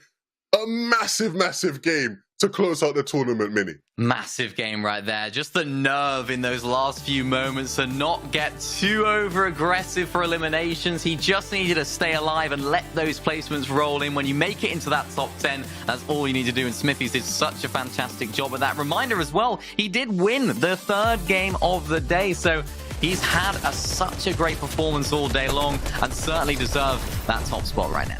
Yeah, we've had a bunch of different winners all throughout the day, but throughout these games, they've all provided entertainment in different ways. The likes of John Cena, who's been a joy to watch. Zynox, Smithy, Cine as well with his island fight in that final game was exhilarating. Isan, cool and composed all throughout the day, but couldn't quite do it in game number 6, and that was ultimately the most important one. I mean, so much taking place here, Mini, today, but it was this man on our screen, Smithies, that really closed the day out with a bang. Yeah, you saw Smithies right there as well, taking out Max, who is his direct opponent, in order to make it to that top spot. And that's what we like to see. That is how we like to roll here when we get to see the overall standings. And actually here, we get to see the overall standings in reverse. So we don't quite know, guaranteed how things are going to be shaping up. This is suspenseful here, Leving, as we scroll on through. Yeah, you can see all these players, commiserations. They all still will walk home with some money. And so even if they didn't quite have the tournament they would have wanted to, still will pay out for them in some manner. And a lot of these players provided many moments for us throughout the day. Luig did, Cade at some points, low aim there in 22nd. John Cena in 24th, the boy. The main event, Cena, Flobby, who was an island battler all throughout the day in 25th. And so you're seeing these names. These guys really set the tempo, set the pace, but it's all about that first page. Who was the one that walked away? Wow. We know who it is. It's Smithies in 1st place. Max finished in 2nd. Zynox in 3rd. Isan in 4th. And Kurama in 5th. What a final game that was. Smithies entered that game in 4th place, Mini, and walked away with a 1st place prize. That's exactly what this is all about. That's exactly what Zero, but that's exactly what Fortnite as well can deliver. The last game drama, the last game suspense, even when Smithies right there took out Max, paved his own way to that 1st place spot. We don't often see that where it's actually 1st place, taking out 2nd, and then getting extra points in order to get that victory royale there in the end, or the overall victory, I guess you could say, in the standings. Fantastic stuff from him, and a really great showing all day long to not only pick up some great plays in that last game, but also a victory royale in game number 3. Big props to Smithies, man. I mean, a player of his caliber to show us throughout the day, right? He won game 3, and when he won game 3, it was one of those games that was the most chaotic of games, right? Yeah. That game was really something, and we've had some chaotic games today. So for me to emphasize that game in particular was chaotic just shows you, and of all the players in that game, he was really the one that made it look easy and did it in the clutch moments of game number 6. That guy has ice in his veins. I mean, big props. And congratulations to everybody else. Don't get me wrong, right? All the other players in that top 5, even the ones that probably won't be happy with how that game 6 went for them, should still be very proud of themselves today. Yeah, certainly. And it's just the way that Smithies has gone about his business today. I'm just looking at the history from his games. He only managed to have like only one massive game, which is that Victory, that 8th place. The rest of them, 14th, 54th, 15th, 38th, not massive games, but he was still in and around those end games, in and around those moments. And it was the big games that he had at the big moments that really forced him into that top spot right there. And it was that, of course, third game and that 6th game right there that did all the hard work for him. Just shows there's multiple ways of doing it. We talked about consistency all day. That's just been completely blown out of the water. 2 good games is all that you need. I told you at the start of the day, You man, did. that's all it is, man. But look, if you guys watching at home want to partake in tournaments just like this one, compete.playstation.com, so many different competitive offerings all across the board in a bunch of different games, not just Fortnite. But of course, I want you guys playing Fortnite. You know what I'm saying? We're here for the Fortnite, right? But look, compete.playstation.com, that is where you want to be. Not just on that website, though. Get yourself in the Discord as well, guys. Be sure to scan this QR code you're about to see here on your screens and get involved in the community. Join the Discord. A bunch of people just like yourselves who are interested in competitive gaming all across the board. It's a great place to be. You want to be in there for sure. You might even see me and Minnie in there. Who knows? Yep. Be sure to get yourself in that Discord. Wow, Minnie, what a day it's been, eh? What a day. What a fantastic day of competition. Solo Zero Bills never fails to entertain when it comes to the amazing drama that we get to see. And of course, Zero Bills in general, it's always great to watch. You always have some sort of like, it's always going into Zero Bills, it's always like, it's a little bit different to what we're used to. And it almost surprises every single time with how much drama it can actually create and how many exciting moments it can create. Because although at moments it is quite hectic, what we see is some really great talented players coming through. And I hope they can continue that throughout the rest of this season. Of course, the rest of the way that Zero Bill's going as well. So lots of tournaments that I'm sure these players will be doing well in the future as well. And that's what these sort of tournaments are all about, just unearthing that great talent. 100%, man. I could have never predicted today to have gone the way it did. What it did let me know is I do definitely want to see a 20v20, Riot Shield only tournament at some point, right? That's something I definitely want to see. But look, it's been a fantastic day. Thank you all for watching. Minnie and I greatly appreciate you. Thank you to all the people in production. Thank you to PlayStation for putting this on. Thank you to all of you who have sat patiently and watched all throughout the day. We will see you very, very soon with many, many more competitions on the way. Peace out.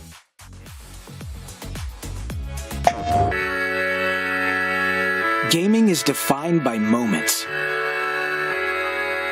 It is intense. The joy of victory and the thrill of overcoming challenges.